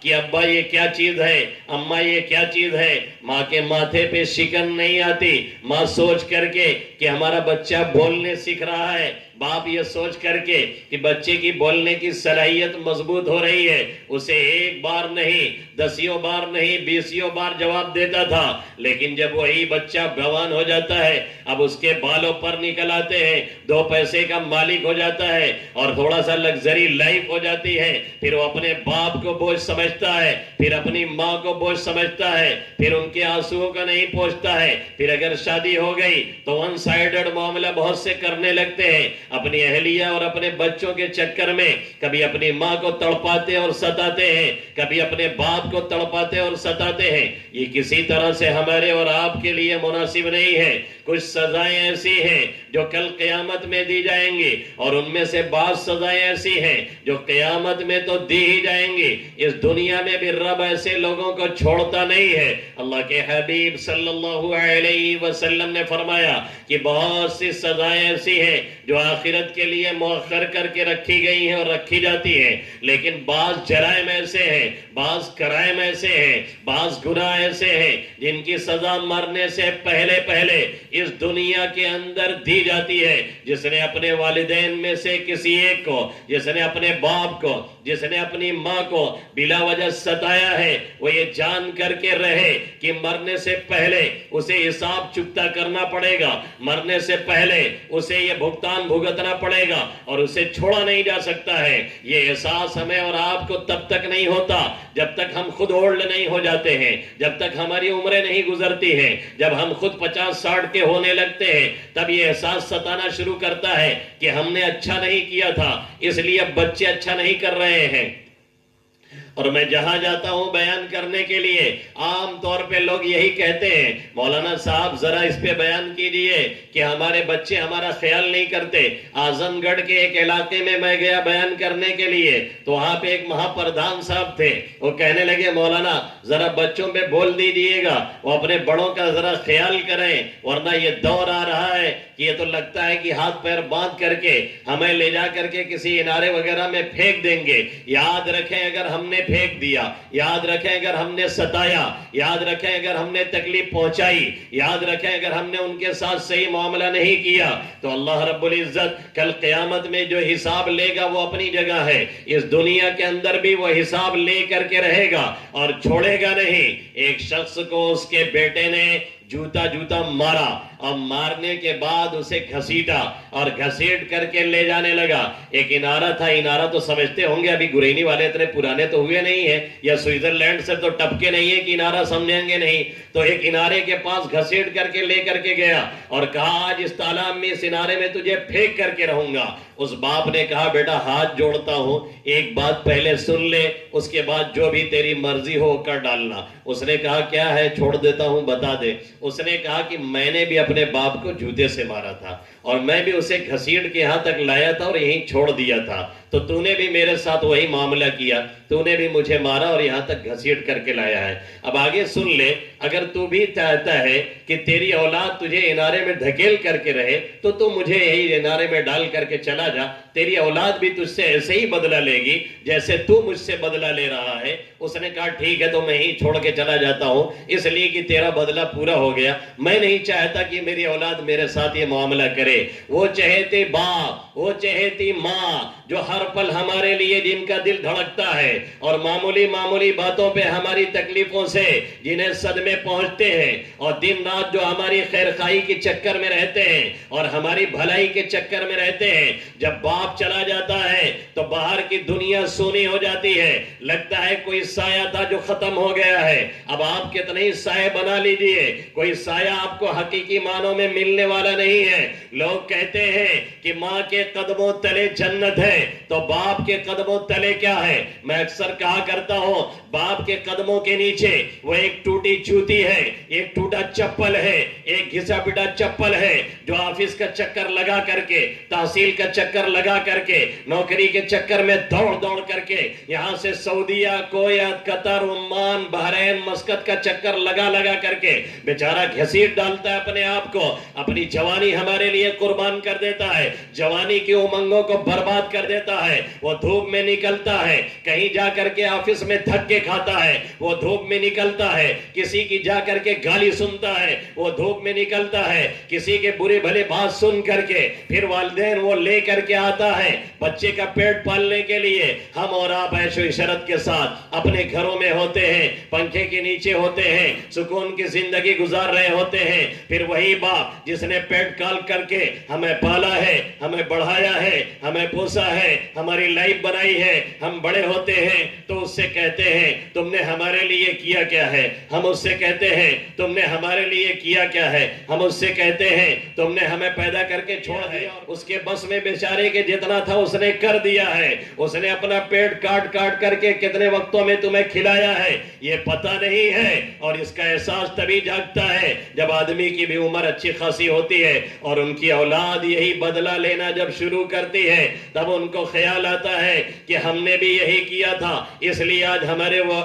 چہیتی اولاد ہمارے ساتھ یہ معاملہ کر رہی ہے۔ جو جتنا قریب ہوتا ہے، جو جتنا دل سے لگا ہوتا ہے، اس کی معمولی سی بغاوت، اس کے معمولی سا بدلتا ہوا تیور کتنا تکلیف پہنچاتا ہے، یہ ہم اور آپ سمجھ سکتے ہیں۔ یہ تعلقات جتنے ہی قریبی ہوتے ہیں، اتنے ہی آدمی اگر تھوڑی سی تیز بات کرتا ہے تو انسان کو بہت ٹھیس پہنچتی ہے اور بہت تکلیف پہنچتی ہے۔ یہ باپ کا کردار ہے جو ہمیں چلنا سکھایا، جو ہمیں انگلی پکڑ کر کے آگے بڑھایا، باہر کی دنیا جس نے ہمیں دکھائی۔ بیچارے کے پاس اگر سائیکل تھی تو سائیکل پر بیٹھا کر کے تمہیں لے کر کے گیا، کہیں اسکول چھوڑ کر کے آیا، کہیں آفس میں چھوڑ کر کے آیا، کہیں مکتب میں چھوڑ کر کے آیا، کہیں مدرسے میں چھوڑ کر کے آیا، کہیں بازار لے کر کے گیا، اور اس کے پاس 2 چکے تھی، اس پہ آپ کو بیٹھایا۔ آپ کو بیٹھانے کے بعد اس کو اپنی فکر کبھی نہیں رہی، اس نے اپنا خیال کبھی نہیں کیا کہ آنکھ میں دھول جا رہی ہے کہ کیڑے جا رہے ہیں۔ وہ بار بار یہی پوچھتا رہتا ہے پیچھے مڑ مڑ کر کے، بیٹا ٹھیک سے بیٹھے ہو؟ بیٹیا ٹھیک سے ہو؟ گر تو نہیں رہی ہو؟ سنبھال کر کے بیٹھنا، گرنا نہیں، دیکھو اپنے کو سنبھالے رکھنا، ہم کو قاعدے سے پکڑے رہنا۔ یہ کون سی چیز ہے؟ وہی شفقت ہے، وہی پیار ہے، وہی لاڈ ہے، وہی دلار ہے، وہی محبت ہے جو اسے مجبور کیے ہوئے ہے ہمارے اور آپ کے ساتھ یہ ہمدردی اور خیر خواہی کرنے کو۔ اسی لیے اللہ کے حبیب صلی اللہ علیہ وسلم نے فرمایا یہ والدین تمہارے لیے جنت کا دروازہ ہے، اگر دونوں ہیں تو دونوں ہیں، اور اگر صرف باپ ہے تو یہ جنت کے بیچ کا دروازہ ہے۔ تم چاہو تو اس کے ذریعے سے جنت میں داخل ہو جاؤ، اور اگر تم چاہو تو اسے چھوڑ کر کے سیدھے جہنم میں پہنچ جاؤ۔ جنت اور جہنم کی بات بعد میں کرنا، یہی دنیا تمہاری ناجیرن بنا دی گئی، اور تمہارے بچے اور تمہارے بعد میں آنے والی نسلیں انہوں نے بدلے نہ لیے اور لے جا کر کے انارے اور کنویں میں نہ پھینکا تو پھر کہنا شمیم نہیں۔ جس نے بھی اس طرح کی حرکتیں اپنے والدین کے ساتھ کی ہے، کبھی بھی اللہ رب العزت نے اسے معاف نہیں کیا۔ دیوبند کے علاقے کے ایک عالم بیان کر رہے تھے، کہنے لگے ہم نے دیکھا کہ ایک شخص نے اپنے باپ کو کھڑے ہو کر کے جوتے سے مارا تھا، کئی جوتا، یہ ہمارے سامنے کی بات ہے۔ تو ہم نے سوچا کہ اب اس کے تو کوئی لڑکا ہے نہیں، جتنی ہے سب بیٹی ہی ہے، پھر اس کا بدلہ آخر کون لے گا؟ اور حدیث تو کہتی ہے کہ مرنے سے پہلے بدلہ دے دیا جائے گا۔ یہ کچھ جرائم اور کرائم اتنے خطرناک ہیں جس کا بدلہ اس دنیا میں بھی مل جاتا ہے۔ تو میں نے کہا کہ دیکھیں ہوتا کیا ہے. کہنے لگے ایک روز دیکھا کوئی بات ہو گئی, اس کی کئی بیٹیاں جو تھی سب مل کر کے پٹک کر کے اسے جوتا مار رہی تھی, یعنی بدلہ دینا ہی دینا ہے. وہی باپ ہے جو ہمیں چلنا سکھا رہا ہے, وہی باپ ہے جو ہمیں پلنا سکھا رہا ہے, وہی باپ ہے جو ہمارے لیے آفس کے دھکے کھا رہا ہے, اور وہی ماں ہے جب ہم رات کو جاگتے تھے کسی وجہ سے تو ماں پوری پوری رات نہیں سوتی, اور ٹھنڈک کی طویل سرد ترین راتوں میں وہی ماں ہوتی ہے جو اپنے کو گیلے بستر پہ بیٹھا کر کے اور لٹا کر کے اور سردی بخار سب کچھ برداشت کر کے اور کڑاکے کی سردی کو برداشت کر کے ہمیں اور آپ کو گرم بستر میں لپیٹے رہتی ہے تاکہ بچے کو کہیں سردی نہ لگ جائے, تاکہ بچے کو کہیں بخار نہ لگ جائے, تاکہ بچے کو کہیں کوئی تکلیف نہ پہنچ جائے. اور جب وہی بوڑھی ماں ہم سے اور آپ سے کوئی مدد مانگتی ہے, ہمارے پاس پیسے نہیں ہوتے ہیں, ہمارے پاس جگاڑ نہیں ہوتا ہے, دوستوں کو دینے کے لیے ہے, اہلیہ کو دینے کے لیے ہے, خود اڑانے کے لیے ہے, ڈھابے پہ خرچہ کرنے کے لیے ہے, ہوٹلوں پہ عیاشی کرنے کے لیے ہے, لیکن اپنے والدین کو دینے کے لیے نہیں ہے. یاد رکھو, خدا کی قسم کھا کر کے کہتا ہوں, اگر والدین بوڑھے خوش نہیں ہیں اور ان کے دلوں سے دعائیں نہیں نکل رہی ہیں, دنیا کی کوئی بھی دولت حاصل کر لو گے, کبھی بھی لائف میں سکسیس نہیں ہو سکتے, کبھی بھی پرسکون زندگی تمہاری نہیں گزر سکتی. میرے نوجوانوں, میں یہ مانتا ہوں کہ والدین سے کبھی کبھی دھوکہ ہو جاتا ہے, میں مانتا ہوں کہ ان سے چوک ہو جاتی ہے, میں مانتا ہوں کہ وہ بھی ایک انسان ہے, ان سے بھی غلطی ہو سکتی ہے, میں مانتا ہوں کہ ان سے بھی کوئی اس طرح کی غلط اور غلطی ہو سکتی ہے, لیکن اس کا مطلب یہ نہیں بنتا کہ ہم اور آپ ان کا احترام توڑ ڈالیں, اس کا مطلب یہ نہیں بنتا ہم اور آپ ان کا تقدس توڑ ڈالیں, اس کا مطلب یہ نہیں بنتا کہ ہم اور آپ انہیں گالیاں دینے لگیں, اس کا مطلب یہ نہیں بنتا کہ ہم بوڑھی ماں کے چھلکتے ہوئے آنسوں کو روکیں نہیں, بلکہ ان کے آنسوں کو گرنے دیں. وہ آنسو جو زمین پہ گر رہے ہیں وہ حقیقت میں زمین پہ ٹپک نہیں رہے ہیں, ہماری اور آپ کی بنی ہوئی تقدیر کو بگاڑنے کا کام کر رہے ہیں. ثاقب رضا مصطفی, سنا ہوگا بیان آپ حضرات نے, یہ تو ہے بدعتی عالم لیکن بہت معتدل بیان کرتے ہیں, اس لیے ہمارے لوگ بھی بہت سنتے ہیں, اور میں کسی کو جلدی منع بھی نہیں کرتا ہوں کہ مت سنو. کہیں وہ اپنی بات گھسیڑ دیتے ہیں بیچارے, ہیں تو وہ اسی لائن کے, لیکن یہ ہے کہ بہت اعتدال سے بات کرتے ہیں, جلدی مسلک وغیرہ پہ نہیں جاتے ہیں. ایک مرتبہ جمعہ کا بیان کرنے کے لیے وہ گھر سے نکلے اور جا رہے تھے تو راستے میں انہوں نے دیکھا کہ بھیڑ لگی ہوئی ہے, تو وہ رک گئے. بیان ان کا کسی اور ٹاپک پہ تھا, لیکن بہرحال رکنے کی وجہ سے تو معاملہ پورا ان کا چینج ہو گیا. انہوں نے پوچھا کیا ہوا, تو کہنے لگے ایک بوڑھی ماں ختم ہو گئی ہیں, انہیں کا کچھ کفن دفن کا انتظام کرنا ہے. تو کہنے لگے ان کے اصل لوگ کہاں ہیں, بیٹے وغیرہ؟ تو کہنے لگے بیٹے تو ان کے جماعت میں ہیں. کہا کئے بیٹے ہیں؟ کہا 3 بیٹے ہیں. کہا یہ اٹیک آ گیا, اچانک سے ختم ہو گئی کیا؟ کہنے لگے نہیں, اچانک سے نہیں, بہت دنوں سے بیمار چل رہی تھی. کہا جب بہت دنوں سے بیمار چل رہی تھی تو تینوں جماعت میں کیوں چلے گئے؟ تو کہنے لگے تینوں نکل گئے. کہنے لگے اللہ مالک. سنیں, تینوں نکل گئے, کہنے لگے اللہ مالک, یہ بھی کوئی طریقہ ہے؟ تب جا کر کے انہوں نے جمعہ میں جو بیان دیا ہے اور انہوں نے وہ ہمت والی بات کہی, کوئی بدعتی عالم اتنا بڑا جملہ نہیں کہہ سکتا. انہوں نے وہ جملہ کہا, میں نے ان کا بیان سنا 5 منٹ کی وہ کلپ, انہوں نے اس بیان میں کہا سن لو کان کھول کر کے, اگر ماں باپ ناراض ہیں اور اگر بوڑھے والدین اس طرح سے دنیا سے جا رہے ہیں کہ ان کی 3 اولاد ہے اور کوئی ان کی خدمت کرنے والا نہیں ہے یا خدمت کرنے والی نہیں ہے یا دیکھ ریکھ کرنے والی نہیں ہے, اور تم جا کر کے جماعت میں چاہتے ہو کہ تمہیں جنت مل جائے, تو خدا کی قسم تم اگر لے لو سیدنا عبد القادر جیلانی کی دعا. یہ میرے جملے نہیں ہیں, ان کے جملے ہیں, جن کو وہ لوگ پیرانے پیر کہتے ہیں, جن کو وہ لوگ دستگیر کہتے ہیں, جن کو ان میں سے بعض جاہل خدا کے برابر ٹھہراتے ہیں. سیدنا عبد القادر جیلانی رحمت اللہ علیہ کو ان کے بارے میں انہوں نے کھل کر کے کہا جمعہ میں, کہا سن لو کان کھل کر کے, اگر والدین ناراض ہیں اور ان کی دعائیں ساتھ نہیں ہیں تو سیدنا عبد القادر جیلانی سے بھی جا کر کے دعا کراؤ, تمہارا کام ہونے والا اور بننے والا نہیں ہے اور کبھی تم سکون میں رہنے والے نہیں ہو. ماں مر رہی ہے اور آپ نکل گئے جھولا جھپڑا لے کر کے, آپ کو فکر نہیں ہے, یا دل کا چور ہے, یا آپ پیسے سے گھبرا رہے ہیں, یا آپ ڈر رہے ہیں کہیں خرچہ نہ کرنا پڑ جائے اسی ماں پہ جس ماں نے پوری زندگی آپ کے لیے قربان کر دی. حضرت عمر فاروق رضی اللہ تعالیٰ عنہ کے زمانے میں ایک واقعہ یاد آیا, اسے کوٹ کرتے ہوئے میں آگے بات کرنے کی کوشش کروں گا. عمر فاروق رضی اللہ تعالیٰ عنہ کے دور حکومت میں ایک ماں نے آ کر کے بیٹے کی شکایت کی. بیٹا ایسا کرتا ہے ویسا کرتا ہے. عمر فاروق ٹھہرے. عمر فاروق بلایا اور بلا کر کے ایک مشکیزے میں پانی بھر دیا. مشکیزے میں، مشکیزہ نہ سمجھ میں آ رہا ہو، چمڑے کا برتن گول سا، اس میں پانی بھر دیا کئی لیٹر، اور اس کے بعد ان کی تونت پہ لٹکا دیا اور کہا دیکھو اسے اتارنا نہیں ہے. سوتے ہوئے، جاگتے ہوئے، بیٹھتے ہوئے، اٹھتے ہوئے، لیٹرین جاتے ہوئے، استنجا جاتے ہوئے اگر اترا تو تمہاری خیر نہیں ہے. اب ظاہر ہے یہ فرمان عمری تھا، کسی اہرے گہرے کا فرمان نہیں تھا. ان کو بھی معلوم تھا کہ اگر یہ اتاریں گے تو ہم بھی اتر جائیں گے. ان کو بھی پتا تھا کہ یہ عمر فاروق نے کہا ہے جس کے صرف راستے پہ چلنے سے شیطان بھی دوسرے راستے سے بھاگ کے جاتا ہے. یہ ان کی کنڈیشن تھی کہ وہ جس راستے سے گزرتے تھے تو شیطان بھی دوسرا راستہ طے کر لیتا تھا. مفتی محمود الحسن صاحب سے ایک شخص نے سوال کیا کہ یہ بتائیے شیطان صدیق اکبر کو دیکھ کے نہیں بھاگتا تھا، آپ صلی اللہ علیہ وسلم کو دیکھ کے راستہ نہیں بدلتا تھا، تو عمر فاروق کو دیکھ کر کے راستہ کیوں بدل دیتا تھا؟ تو آپ نے فرمایا یہ اسی پاگل سے پوچھو راستہ کیوں بدلتا تھا، ہم سے کیوں پوچھ رہے ہو؟ یہ اسی بیوقوف سے پوچھو بھائی راستہ کیوں بدل رہا تھا، ہم سے کیوں پوچھ رہے ہو؟ پھر جواب دیا کہ اصل میں یہ ہے کہ کسی پہ جمال غالب ہوتا ہے، کسی پہ جلال غالب ہوتا ہے. کوئی جمالی ہوتا ہے، مسکراتا ہے، اکثر لوگ مل لیتے ہیں، بات کہہ لیتے ہیں، آسانی سے بول لیتے ہیں. اور کسی پہ جلال غالب ہوتا ہے، تیز ہوتے ہیں،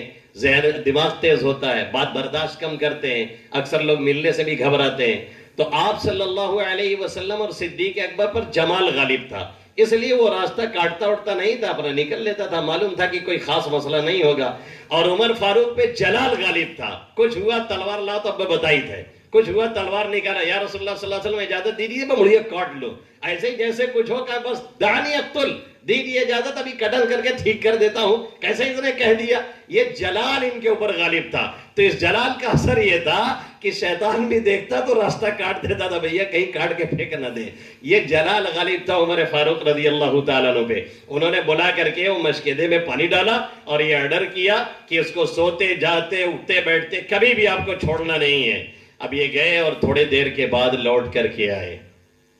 تو کہنے لگے حضرت یہ تو برداشت سے باہر ہے، اسے اتروا دیا جائے. آپ نے فرمایا نہیں، اتارنا نہیں ہے. بہت درخواست کی تو کہا پانی کچھ کم کر دیتے ہیں، اتارنے کی اجازت نہیں ہے، ایسے ہی تم کو رہنا ہے. 24 گھنٹہ گزرا، ان کی حالت غیر ہو گئی. آئے پھر بڑا رونے گانے لگے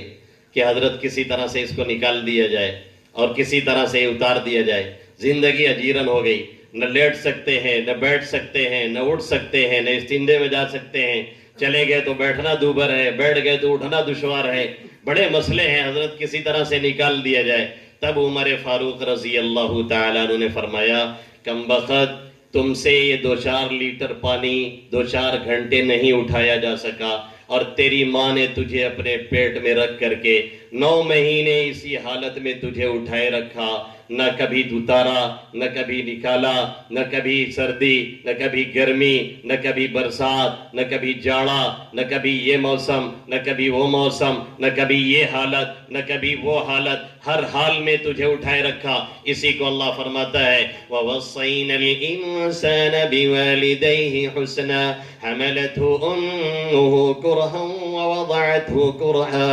وَحَمْلُهُ وَفِصَالُهُ 30 شهرا حتى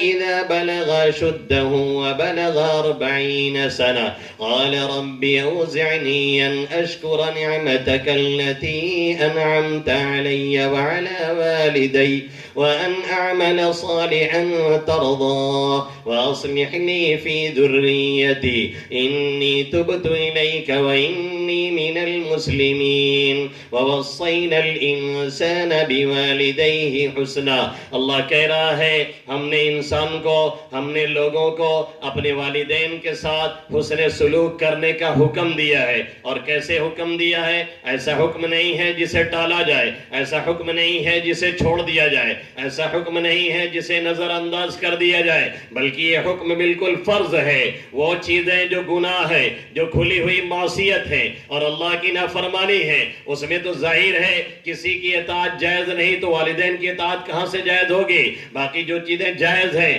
جو دنیاوی امور ہے جسے کیا جا سکتا ہے اور کرنا چاہیے، اس میں ان کا اشارہ بھی حکم کا درجہ رکھتا ہے، اور ایسا درجہ رکھتا ہے جیسے نماز فرض ہے، جیسے روزہ فرض ہے، جیسے زکوٰۃ فرض ہے، ایسے ہی ان کا حکم ماننا بھی فرض ہے ایسی جگہوں پہ۔ اسی لیے اللہ کہہ رہا ہے وَقَضَىٰ رَبُّكَ أَلَّا تَعْبُدُوا إِلَّا إِيَّاهُ وَبِالْوَالِدَيْنِ إِحْسَانًا۔ تمہارے رب کا یہ فیصلہ ہے، رب نے یہ اعلان کیا ہوا ہے، رب نے یہ بتایا ہوا ہے وَقَضَىٰ رَبُّكَ أَلَّا تَعْبُدُوا إِلَّا إِيَّاهُ وَبِالْوَالِدَيْنِ إِحْسَانًا۔ عبادت صرف رب کی ہوگی، رب کے علاوہ کسی کی نہیں ہوگی۔ نماز اسی کے لیے، کسی اور کے لیے نہیں، روزہ اسی کے لیے، کسی اور کے لیے نہیں، زکوٰۃ اسی کے لیے، کسی اور کے لیے نہیں، ذکر و تلاوت اسی کے لیے، کسی اور کے لیے نہیں، عبادت اسی ہی کی جائے گی، اس کی بھی نہیں کی جائے گی، جس کا مطلب یہ ہے کہ پورے اخلاص کے ساتھ جو بھی عبادت کی جا رہی ہے صرف اسی کے لیے ہو،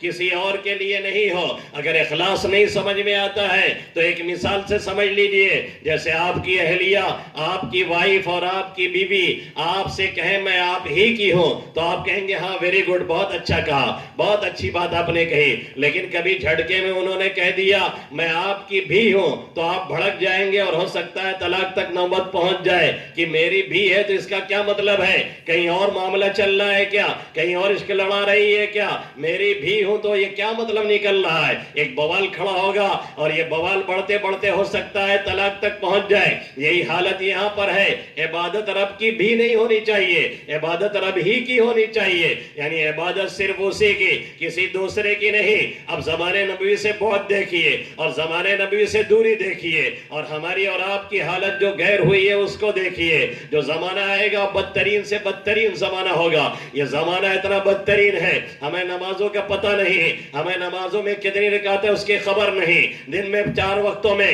یہ 5-24 گھنٹے میں کتنی نمازیں فرض ہیں یہ بھی بہت سے ہمارے نوجوانوں کو معلوم نہیں۔ ابھی پاکستان کے کچھ علاقے کا انٹرویو کر رہا تھا وہ نوجوان سے، ایک نوجوان، اور ان سے پوچھ رہا تھا بتائیے 24 گھنٹے میں کتنی نمازیں پڑھی جاتی ہیں یا کتنی نمازیں فرض ہیں؟ ان میں سے بہت سے جواب نہیں دے سکے، وہ بھی مسلمان، ان کے باپ دادا بھی مسلمان، ان کے نانا بھی مسلمان، ان کے دادی دادا سب مسلمان، مسلمان گھرانے میں پیدا ہوئے، صرف نام مسلمانوں کا رکھنے سے یہ مام چلنے والا نہیں ہے۔ اسے اتنی خبر نہیں کہ 24 گھنٹے میں 5 نمازیں فرض ہیں، اسے اتنی خبر نہیں کہ ظہر، عصر، مغرب، عشاء، فجر یہ نمازیں ہیں جو پڑھی جاتی ہیں، اسے اتنی خبر نہیں کلمہ اور درود کیا ہے، محمد عربی صلی اللہ علیہ وسلم کا نام نامی، اس میں گرامی کیا ہے۔ جب یہی نہیں معلوم ہوگا پھر عبادت کیسے کرے گا؟ جب یہی نہیں معلوم ہوگا پھر مسجد کہاں سے جائے گا؟ جب یہی نہیں معلوم ہوگا پھر زکوٰۃ کہاں سے دے گا؟ جب یہی نہیں معلوم ہوگا پھر ذکر و تلاوت کہاں سے کرے گا؟ لائف میں سیٹل ہونے کے لیے اور زندگی میں سکون پانے کے لیے یہ کچھ بنیادی چیزیں ہیں جس پہ ہمیں اور آپ کو عمل کرنا ضروری ہے۔ اس میں سے پہلے رب کی عبادت ہے، اس کی عبادت کے بعد زندگی میں کوئی سکون نہیں، اس کی عبادت کے بغیر لائف میں کوئی آسائش نہیں۔ ساری دولتیں جمع کر لیجئے، پوری دھن دولت کے مالک ہو جائیے، مکان ایسی بنوا لیجئے، ایک ایک بیڈ روم کو ایسی کروا لیجئے، اور یہی نہیں آپ وہاں پہ جنریٹر لگوا لیجئے، انورٹر نہیں، اور 24 گھنٹے چلتا ہو، اس سے باڈی سے ٹھنڈی ہو سکتی ہے، اس سے آپ کے جسم ٹھنڈے ہو سکتے ہیں، لیکن دل دماغ کو ٹھنڈک پہنچانے کے لیے اس کے سامنے سجدہ ریز ہونا ضروری ہے، اس کے قرآن کی تلاوت ضروری ہے، ذکر اور استغفار ضروری ہے، اور نمازوں میں حاضری ضروری ہے۔ اگر جماعت سے نہیں مل رہی ہے تو بھی آپ بے جماعت کے پڑھیے، بعد میں پہنچ کر کے پڑھیے۔ فجر میں آپ جماعت سے نہیں اٹھ پا رہے ہیں اور جماعت سے نہیں پڑھ پا رہے ہیں، جب بھی آپ کی نیند کھلے پڑھیے، اور راتوں میں موبائل چلا کر کے 3 بجے تک اور 4 بجے تک پھر موبائل لگ کر کے اور اسلامی پوسٹ ڈال کر کے قوم کو بیوقوف مت بنائیے اور خود کو دھوکہ مت دیجیے۔ اللہ سب کچھ دیکھ رہا ہے۔ یہ جو ہم نے طریقہ اختیار کیا ہے اور ہم نے ترہ اختیار کیا ہے 3-4 بجے جاگنے کا اور اس کے بعد 10 بجے اٹھنے کا، قوم کبھی ایسے پنپتی نہیں ہے۔ چلیے امریکہ کے اندر وہ سپر پاور ہے، دنیا پہ راج کر رہا ہے، وہاں پہ مغرب تک جاتے جاتے ساری دکانیں تقریباً بند ہونا شروع ہو جاتی ہیں، اور ایسا جاتے جاتے لوگ آفس وغیرہ سے نکل کے گھر پہنچ چکے ہوتے ہیں، کھایا پیا اور سویرے نیند ہے اور سویرے اٹھنا ہے. چلیے نیپال کے اندر اور نیپال کے بغل میں چائنا سٹا ہوا ہے, اس چائنا کا اثر نیپال کے اوپر کھلی آنکھوں دیکھا جا سکتا ہے. میں نیپال میں جب گیا, وہاں بیان کرنے کے لیے گیا, میری حیرت کی انتہا نہ رہی. نیپال ایک طرح سے بالکل ماڈرن ہے اور کھلا ہوا ایک ملک ہے.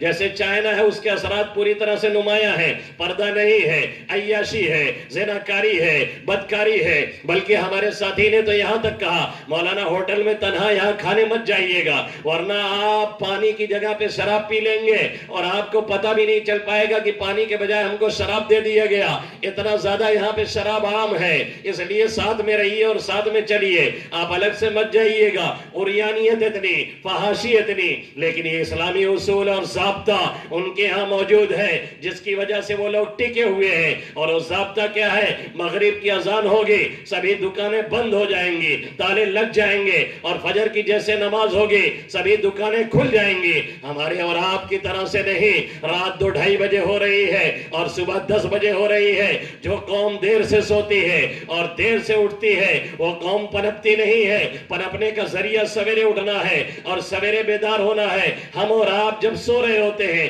تب یہاں کی وہ تنظیمیں جو ہمیں ختم کرنے کے لیے بنائی گئی ہیں, ان کے کارندے, ان کے چٹو بٹو اور ان کے وہ لوگ جو ہمیں ختم کرنے کے لیے دن رات کوشش میں لگے ہیں. میں اپنی آنکھوں سے لوٹتے ہوئے دیکھتا ہوں پروگرام سے 2:30-3 بجے ورزش کر کے وہ لوٹ رہے ہوتے ہیں, جب ہمارا نوجوان موبائل چلا کر کے ارطغرل میں جا کر کے فری فائر کھیل کر کے اور وہ پب جی جسے پاور پلے لینے میں آپ شرک کرتے ہیں, اگر پاور پلے خود سے لیا ہے تو آپ مشرک ہو گئے ہیں, آپ کو پھر سے کلمہ بھی پڑھنا ہے, اور اگر شادی شدہ ہیں تو آپ کو پھر سے نکاح بھی پڑھوانا ہے. آپ کا نکاح ٹوٹ گیا ہے, آپ چاہے دیوبند سے فتویٰ لیجئے, چاہے سہارنپور سے لیجئے, چاہے ندوہ سے لیجئے, چاہے ریاض العلوم سے لیجئے. اسی لیے ذاکر نائک جو ورلڈ کی ایک مشہور شخصیت ہے, ان سے علمی اختلاف اپنی جگہ ہے, انہوں نے بھی چھوٹی ویڈیو بنا کر کے ڈالی تھی کہ پب جی کھیلنے کی وجہ سے آدمی شرک میں چلا جاتا ہے, پھر سے اسے کلمہ پڑھنا پڑتا ہے اور پھر سے اسے نکاح کروانا پڑتا ہے. کیا یہ حقیقت نہیں ہے؟ ہمارے اکثر نوجوان اسی میں رہتے ہیں. کیا یہ حقیقت نہیں ہے؟ ہمارے اکثر نوجوان ارطغرل دیکھ کر کے, وہ ڈرامے دیکھ کر کے وہ روتے ہیں, اور حقیقی روتی ہوئی دیکھ کر کے ماں کو ان کے کبھی آنسو نہیں پسیجتے ہیں. جس روز ماں چلی جاتی ہے اس روز گھر قبرستان بن جاتا ہے. پھر عید میں کوئی نہیں ہوتا ہے بابو کہنے والا, پھر عید میں کوئی نہیں ہوتا ہے بھیا کہنے والا, پھر عید میں کوئی نہیں ہوتا ہے چمکارنے والا. وہی ماں ہوتی ہے جو کلیجے پہ ہاتھ رکھ کر کے اور پوری رات جب عید میں ہم مستیاں کر رہے ہوتے ہیں یا ہم سو رہے ہوتے ہیں اور خراٹے لے رہے ہوتے ہیں, وہ بیچاری رات میں جاگ کر کے الگ الگ ڈش تیار کر رہی ہوتی ہے. جس بچے کی جو خواہش ہے وہ خواہش پوری ہو جائے. کسی کے لیے سوئی بن رہی ہے, کسی کے لیے گلاب جامن تیار ہو رہی ہے, کسی کے لیے نمکین تیار ہو رہا ہے. کیوں؟ اس لیے کہ اس بیٹے کو وہ پسند ہے, اس بچی کو وہ پسند ہے, اس بیٹے کو وہ پسند ہے, اس بیٹے کو وہ پسند ہے. وہی ماں جب بوڑھی ہو گئی اس کا آنکھوں ہم نہیں پوچھ پا رہے ہیں, اس کے آنسو کو ہم نہیں دیکھ پا رہے ہیں. یہ ہم کس ماحول میں جا رہے ہیں اور کس معاشرے میں جا رہے ہیں؟ یہ امریکہ اور یورپ کی وہ تہذیب ہے جہاں پہ جانوروں کے حقوق دیے جاتے ہیں اور جانوروں کے ساتھ رہنا فیشن لگتا ہے, اور جہاں پہ جو کتا ہوتا ہے کتا کتا نہیں لگتا ہے, کتا چرانے والا کتا نظر آتا ہے. یہ وہ فیشن لے کر کے ہمارے یہاں اور ہندوستان میں اور اسلامی ماحول میں مت لائیے. یہ ہمارا وہ ماحول ہے جس کے بارے میں اللہ کہہ رہا ہے, جس کے بارے میں اس کے حبیب صلی اللہ علیہ وسلم فرما رہے ہیں وَقَضَى رَبُّكَ أَلَّا تَعْبُدُوا إِلَّا إِيَّاهُ. عبادت صرف میری کرنی ہے, میری عبادت کے بغیر تمہارا کوئی چارے کار نہیں ہے. اگر اسلامی بنیاد تمہارے پاس نہیں ہے, ایمان تمہارے پاس نہیں ہے, عقائد صحیح سالم نہیں ہے, نمازوں کے اہتمام نہیں ہے, یا دل میں دین کے تعلق سے تمہارے دل میں دین کے تعلق سے ہلکا پن ہے, یا دینداروں کو ہلکا سمجھتے ہو, خطرہ اس بات کا ہے کہ دنیا سے جاتے جاتے ایمان چھن جائے. اس لیے اس چیزوں کو کبھی ہلکے میں مت لو. وَقَضَى رَبُّكَ أَلَّا تَعْبُدُوا إِلَّا إِيَّاهُ وَبِالْوَالِدَيْنِ إِحْسَانًا. اور تمہیں والدین کے ساتھ حسن سلوک کرنا ہے. إِمَّا يَبْلُغَنَّ عِنْدَكَ الْكِبَرَ أَحَدُهُمَا أَوْ كِلَاهُمَا. دونوں کے دونوں اگر بڑھاپے کو پہنچ گئے ہیں, یا ایک موجود ہے اور وہ بوڑھا ہو گیا ہے یا ماں بوڑھی ہو گئی ہے, إِمَّا يَبْلُغَنَّ عِنْدَكَ الْكِبَرَ أَوْ كِلَاهُمَا فَلَا تَقُلْ وَقُلْ لَهُمَا اُف، ہم اُف بھی نہیں کہہ سکتے ہیں، ان کے سامنے تیوری بھی نہیں چڑھا سکتے ہیں، تیز آواز میں بات بھی نہیں کر سکتے ہیں، انہیں برا بھلا نہیں کہنا۔ وَلَا تَنْهَرْهُمَا وَقُلْ لَهُمَا قَوْلًا كَرِيمًا، ان سے مسکرا کے بات کرنا، ان سے پیار سے بات کرنا، ان سے لچک سے بات کرنا، نرم رویہ اختیار کرنا۔ وَقُلْ لَهُمَا قَوْلًا كَرِيمًا وَاخْفِضْ لَهُمَا جَنَاحَ الذُّلِّ مِنَ الرَّحْمَةِ، اللہ فرماتا ہے رحم کا اثر دیکھنا چاہیے، جھک کے بات کیجئے، جھک کے ملیے، مسکرا کر کے بات کیجئے، ایک بات وہ 10 بار پوچھ رہے ہیں پھر بھی اسی طرح سے مسکرا کے جواب دیجئے، جیسے آپ نے بچپن میں ان سے 50 بار ایک بات پوچھی تھی پھر بھی انہوں نے مسکرا کے جواب دیا تھا۔ ایک بیٹا تھا وہ اپنے باپ سے بار بار پوچھ رہا تھا بیٹا یہ کیا ہے، وہ باپ بتا رہا تھا بیٹا یہ کوا ہے، پھر اس نے پوچھا یہ کیا ہے، اس نے کہا یہ کوا ہے، اس نے تقریباً 50 بار ایسے ہی پوچھے، باپ نے نوٹ کر لیا کہ ہمارے بیٹے نے آج اتنی مرتبہ مجھ سے یہ سوال کیا تھا اور ہر بار ہم نے اسے جواب دیا بیٹا یہ کوا ہے، بیٹا یہ فلاں چڑیا ہے، بیٹا یہ فلاں جانور ہے، اس نے 25 بار سوال کیے، ہم نے جواب دیا۔ جب باپ بوڑھا ہو گیا، اب جو بوڑھا ہوتا ہے وہ بچپنے کی طرف لوٹ آتا ہے، اس کے اعضاء کام نہیں کرتے ہیں، اس کا دماغ کام نہیں کرتا ہے، آنکھوں کی روشنی اب دیکھتی نہیں دور تک، اب بیچارہ وہ مدد کا محتاج ہوتا ہے۔ اب یہ نئی بائک لے کر کے آئے تھے، باپ بوڑھا ہو گیا تھا، شروع میں ہونڈا وہی چلی تھی، وہ لے کر کے آئے، باپ نے دیکھا اور پوچھا بیٹا یہ کون سی گاڑی لیے ہو، انہوں نے بتایا ابا ہونڈا ہے۔ اب باپ بوڑھے ہو چکے تھے، ایک بار پوچھنے کے بعد تھوڑی دیر بعد ان کے ذہن سے بات نکل گئی، انہوں نے پھر پوچھا بیٹا یہ کیا کون سی گاڑی ہے، اس کو کیا کہتے ہیں، کہنا ابا ایک ہونڈا کہا دیں۔ تھوڑی سی آواز تیز ہوئی، باپ نے کچھ دیر بعد پھر پوچھا بیٹا اس کو کہتے کیا ہیں، انہوں نے کہا رے ہونڈا۔ پھر اس کے بعد باپ نے پھر پوچھ لیا، یہ اب آپ نے سے باہر ہو گئے، کتنی مرتبہ بتایا آپ کی کھوپڑی نہیں کام کر رہی ہے، یہ 4 5ویں بار ہو چکا ہے، ہونڈا ہے ہونڈا، یاد کر لیجئے ہونڈا ہے ہونڈا۔ تب باپ اٹھا، بیساکھی لے کر کے کمرے میں گیا اور وہ کاپی نکال کر کے لایا اور کہا بچہ ذرا اسے پڑھ لے، یہ وہ کاپی ہے جس میں تو نے 50 بار مجھ سے اس طرح کے سوالات کیے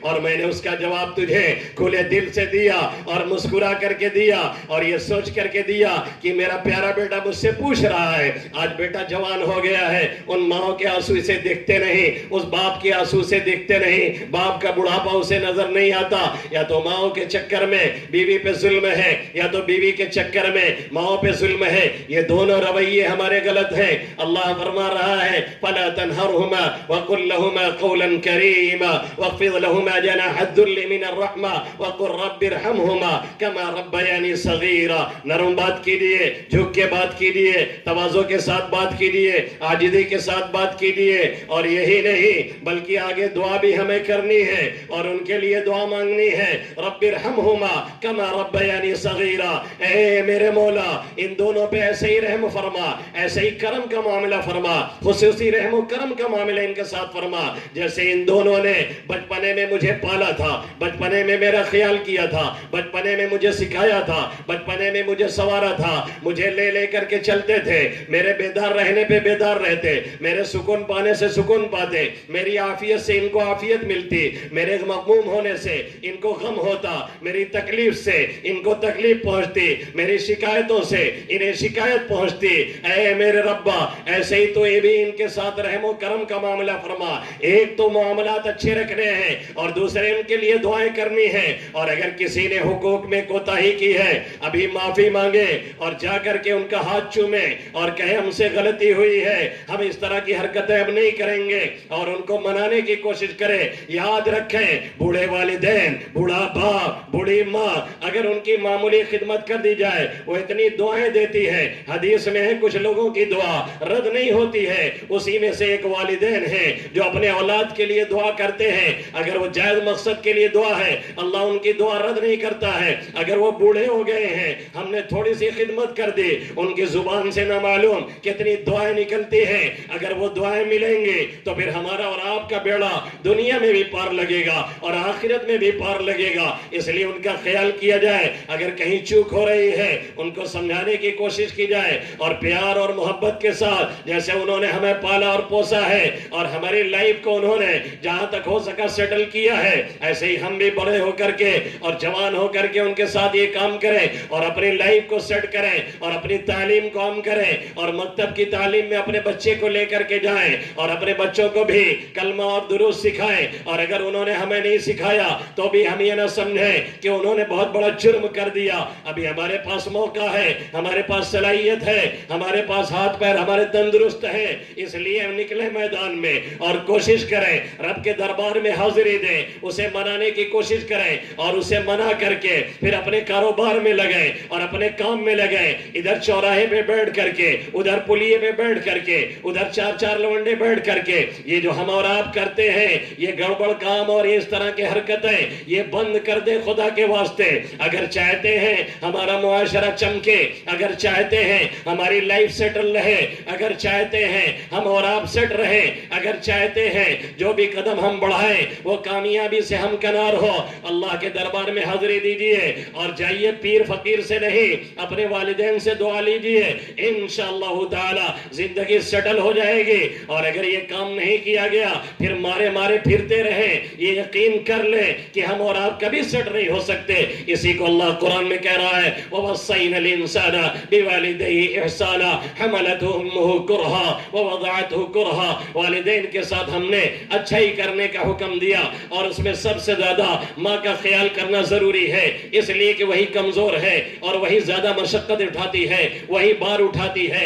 پیدائش سے پہلے بھی اور پیدائش کے بعد بھی ساری تکلیفیں اسی کو برداشت کرنی پڑتی ہیں۔ اسی لیے ایک صحابی ہے اور اللہ کے حبیب صلی اللہ علیہ وسلم سے کہا اے میرے نبی محترم محمد عربی صلی اللہ علیہ وسلم، میں نے اپنے والدہ کو اپنے کاندھے پہ بیٹھا کر کے طواف کرایا ہے، 7 چکر کعبے کا لگایا ہے، کیا میں نے اس کا حق ادا کر دیا؟ آقا مدنی صلی اللہ علیہ وسلم نے فرمایا پیدائش کے وقت جو وہ تکلیف برداشت کرتی ہے اس کا بھی حق نہیں ادا ہوا، پوری زندگی کی بات تو چھوڑ دی جائے، اس لیے زیادہ خیال ان کا کرنا ہے۔ وَوَصَّيْنَا الْإِنسَانَ بِوَالِدَيْهِ إِحْسَانًا حَمَلَتْهُ أُمُّهُ كُرْهًا وَوَضَعَتْهُ كُرْهًا وَحَمْلُهُ وَفِصَالُهُ 30 شهرًا، 9 مہینے پیٹ میں ہے، اس کے بعد دودھ پلایا جا رہا ہے، وہ دودھ نہیں ہوتا، وہ ماں کے جسم کا حصہ ہوتا ہے، وہ دودھ نہیں ہوتا، وہ ماں کی باڈی کو چوس کر کے آتا ہے، وہ دودھ نہیں ہوتا، وہ ماں جو پلاتی ہے اپنے جسم کے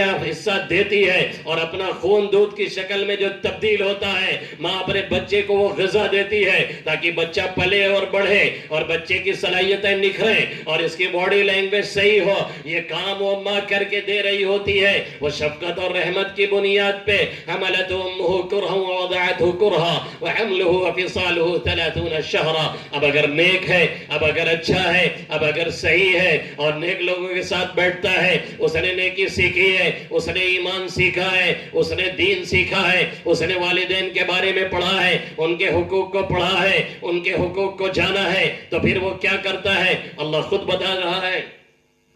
حتی اذا بلغ اشدہ وبلغ 40 سنہ، یہاں تک کہ جب وہ بھری جوانی کو پہنچ جاتا ہے اور 40 سال کو پہنچتا ہے، جب اس کی قوت پوری طرح سے آ جاتی ہے، جس میں سب سے بڑا رول اس کی ماں نے ادا کیا اور پھر اس کے باپ نے ادا کیا، حتی اذا بلغ اشدہ وبلغ 40 سنہ۔ اب سنیں ہمارے نوجوان، اب سنیں ہمارے بچے، اب سنیں ہمارے ینگ بلڈ، اب سنیں ہمارے ینگسٹر، اللہ کیا فرما رہا ہے؟ حتی اذا بلغ اشدہ وبلغ 40 سنہ، یہاں تک کہ جب وہ اپنی بھری جوانی کو پہنچتا ہے اور 40 کی عمر کو پہنچتا ہے، اور یہی وہ ٹائم ہے اور یہی وہ لوگ ہیں جن کو سب سے زیادہ شریعت نے مخاطب کیا ہے اور سب سے زیادہ شریعت نے انہی پر فوکس کیا ہے، کیونکہ بچے وہ مکلف ہوتے ہی نہیں جب تک وہ بالغ نہیں ہیں، تب تک ان کا کوئی گناہ نہیں، تب تک ان کا کوئی جرم نہیں، اور بالغ ہونے کے بعد سب سے زیادہ ذمہ داری جو عائد ہوتی ہے وہ نوجوانوں کے اوپر عائد ہوتی ہے۔ بوڑھے بیچارے بوڑھے ہو جاتے ہیں، وہ اللہ کی طرف سے رعایت کے مستحق ہوتے ہیں، اب لے دے کر کے سب سے بڑی جو ذمہ داری وہ نوجوانوں کے اوپر عائد ہوتی ہے، جو 14-15 سے لے کر کے 40-50 کے درمیان پہنچتے ہیں، ان کے اوپر سب سے بڑی ذمہ داری ہے۔ اس لیے اللہ کہہ رہا ہے جب وہ نیک ہوتے ہیں، جب وہ صالح ہوتے ہیں، جب انہوں نے پڑھا ہوتا ہے، جب انہوں نے دین سیکھا ہوتا ہے، جب انہوں نے ایمان سیکھا ہوتا ہے، جب انہوں نے ماں کے فرائض سیکھے ہوتے ہیں، تو ماں باپ کو بوڑھے اولڈ ایج ہوم میں نہیں داخل کرتے ہیں، وہ ان کی خدمت خدمت کرتے ہیں، وہ اپنے پاس رکھتے ہیں، وہ ان کا خیال کرتے ہیں، وہ ان کا آنسو پوچھتے ہیں اور ان کی دعاؤں سے فائدہ اٹھاتے ہیں. حتی اذا بلغ شدہ وبلغ 40 سنہ، یہاں تک کہ جب وہ بیٹا، یہاں تک کہ جب وہ بیٹی، یہاں تک کہ جب وہ پوتا، یہاں تک کہ جب وہ پوتی، یہاں تک کہ جب وہ لوگ جنہیں انہوں نے پالا اور پوسا ہے 40 کو پہنچتے ہیں، بھری جوانی کو پہنچتے ہیں. قال ربی اوزعنی ان اشکر نعمتک التی انعمت علی وعلی والدی وان اعمل صالحا ترضا. پھر وہ یہ دعا مانگتے ہیں. آپ کو عربی میں نہ آئے، آپ اردو میں مانگیے. وہ کیا کہتے ہیں اپنے رب سے؟ وہ پھر بغاوت نہیں کرتے، اپنے رب سے بغاوت نہیں کرتے، اپنے والدین سے بغاوت نہیں کرتے، اپنے بڑے بوڑھے سے وہ بغاوت نہیں کرتے، کیونکہ انہوں نے انہیں دین دیا ہے اور دین و ایمان کی دولت سے انہیں نوازا ہے، انہیں مکتب کی تعلیم دلائی ہے جہاں پہ RAT ریٹ CAT کیٹ پہلے نہیں پڑھایا جاتا، پہلے انہیں ایمان اور اسلام سکھایا اور بتایا جاتا ہے، اور انہیں والدین کے بارے میں سکھایا اور بتایا جاتا ہے، اور ان کے حقوق کے بارے میں بتایا اور سکھایا جاتا ہے. وہ سیکھا ہوا بندہ ہوتا ہے، اس لیے وہ دعاؤں میں کہتا ہے ربی اوزعنی ان اشکر نعمتک التی انعمت علی وعلی والدی. اے میرے مولا تو مجھے اس کی توفیق دے، تو مجھے اس بات پہ ثبات قدمی عطا فرما، تو مجھے بار بار اس کی توفیق دیتا رہا. ان اشکر نعمتک التی انعمت علی، کہ میں اس نعمت کا شکریہ ادا کروں جو تو نے میرے اوپر کی ہے، جو تو نے مجھے انعام دیا ہے، جو تو نے مجھے دولت دی ہے، جو تجھے مجھے والدین کا سایہ دیا ہے. تو نے مجھے انعام سے نوازا ہے. کس کے انعام سے؟ ایمان کی دولت سے اور دوسری دولتوں سے اور والدین کی دولت سے. والد محترم کا جو سایہ دیا اور بڑھی ماں کی جو دعائیں میرے ساتھ تو نے لگائی ہے. ربی اوزعنی ان اشکر نعمتک التی انعمت علی وعلی والدی. اے میرے مولا تو اس کی مجھے بار بار توفیق دیتا رہا کہ جو تو نے مجھ پر انعام کیا ہے میں تیرا اس کا شکریہ ادا کروں، اور جو والدین پر کیا ہے میں اس کا شکریہ ادا کروں. تو نے مجھے نیک اولاد بنایا، میں ان کی خدمت کر رہا ہوں، میں ان کی دیکھ بھال کر رہا ہوں، میں کوئی قرض نہیں نبھا رہا ہوں، میں اپنا فریضہ پورا کر رہا ہوں. اس لیے اللہ مجھے اس کی توفیق دیتا رہا میں اس بات پہ شکریہ ادا کروں. وعلی والدی، اور کس کی توفیق دے؟ وان اعمل صالحا ترضا. اور یہ دعا بھی مانگنی ہے اے میرے ربا تو مجھے اس کی توفیق دے میں ایسے نیک عمل کروں جسے تو قبول کر لے. مجھے نمازوں کی توفیق ملے، مجھے تلاوت کی توفیق ملے، مجھے ذکر کی توفیق ملے، مجھے عبادتوں کی توفیق ملے، مجھے بڑے بوڑھوں کے احترام کی توفیق ملے. اللہ کے حبیب صلی اللہ علیہ وسلم فرماتے ہیں والدین اور باپ اور چچا تو چھوڑ دیجئے، ان من اجلال اللہ تعالی اکرام ذی الشیب المسلم. اگر کوئی مسلمان بوڑھا ہو گیا اس کی تعظیم کی جائے تو حقیقت میں اللہ رب العزت کی تعظیم ہوتی ہے. اگر کسی غیر کی تعظیم کر کے اتنا بڑا ثواب مل رہا ہے تو پھر والدین کی اور گھر والوں کی تعظیم میں اللہ کتنا ثواب دے گا اور کتنی عزت دے گا اور کتنا مقام دے گا یہ سوچ سے بھی باہر ہے. اس لیے وہ یہ دعا مانگتے ہیں وَأَنَا عَمَلَ صَالِحًا تَرْضَى. اے میرے مولا تو مجھے اس بات کی توفیق دے میں نیک عمل کروں جو تیری جناب میں قبول ہو، میں نیک عمل کروں جو تیرے دربار میں قبول ہو. وَأَنَا عَمَلَ صَالِحًا تَرْضَى وَأَصْلِحْ لِي فِي ذُرِّيَّتِي. یہی تک دعا ان کی رکتی نہیں، اب نیچے بھی انہیں دعا مانگنا ہے میری اولاد کو بھی تو میرے لیے بہتر بنا دے، یعنی انہیں نیک بنا، وہ بھی میری خدمت کریں، وہ بھی تیری عبادت کریں، وہ بھی میرا آنسو پوچھیں، وہ بھی تیرے دربار میں جائیں اور تجھ سے لو لگائیں اور تیرے سامنے گڑ گڑائیں، اور ہم بھی ان کے لیے دعائیں مانگیں. وہ کاروبار میں نکلیں، ہم مسلح پہ رہیں، وہ کاروبار میں جائیں اور ان سکسیس ہو رہے ہوں تو تیرے در پہ آئیں اور تیرے سامنے جا کر کے گڑ گڑائیں تاکہ تو ان کا کام بنا دے. وَأَنَا عَمَلَ صَالِحًا تَرْضَى وَأَصْلِحْ لِي فِي ذُرِّيَّتِي. اپنی اولاد کے بارے میں بھی وہ غافل نہیں ہوتے، ان کے لیے بھی وہ دعا کرتے رہتے ہیں انی تبت الیک وانی من المسلمین. پھر وہ یہ کہتے ہیں ربا میں نے تیرے دربار میں توبہ کی، جو جرم ہوا، جو غلطی ہوئی، جو جرائم ہوئے، جو کرائم ہوئے، جو غلطیاں ہوئی، اے اللہ تو معاف فرما دے. میں اسلام کو ماننے والا، میں مسلمان ہوں، میں تیرا حکم ماننے والوں میں سے ہوں، مجھ سے غلطی ہوئی، انسان ہے غلطی ہوتی رہتی ہے. اس طرح سے وہ کہتے ہیں، نتیجہ یہ نکلتا ہے اولئک الذین نتقبل عنہم احسن ما عملوا ونتجاوز عن سیئاتهم فی اصحاب الجنہ. یہی وہ نوجوان ہیں، یہی وہ ینگسٹر ہیں، یہی وہ نیو جنریشن ہے، یہی وہ ینگ بلڈ ہے، یہی وہ ہمارے نوجوان ہیں، یہی وہ قوم کی نیا کو پار لگانے والے ہماری نئے خون لے کر کے چلنے والے ہمارے نوجوان ہیں جو اتنے فریضے ادا کرتے ہیں، اللہ کا حکم مانتے ہیں، اپنے والدین کا خیال کرتے ہیں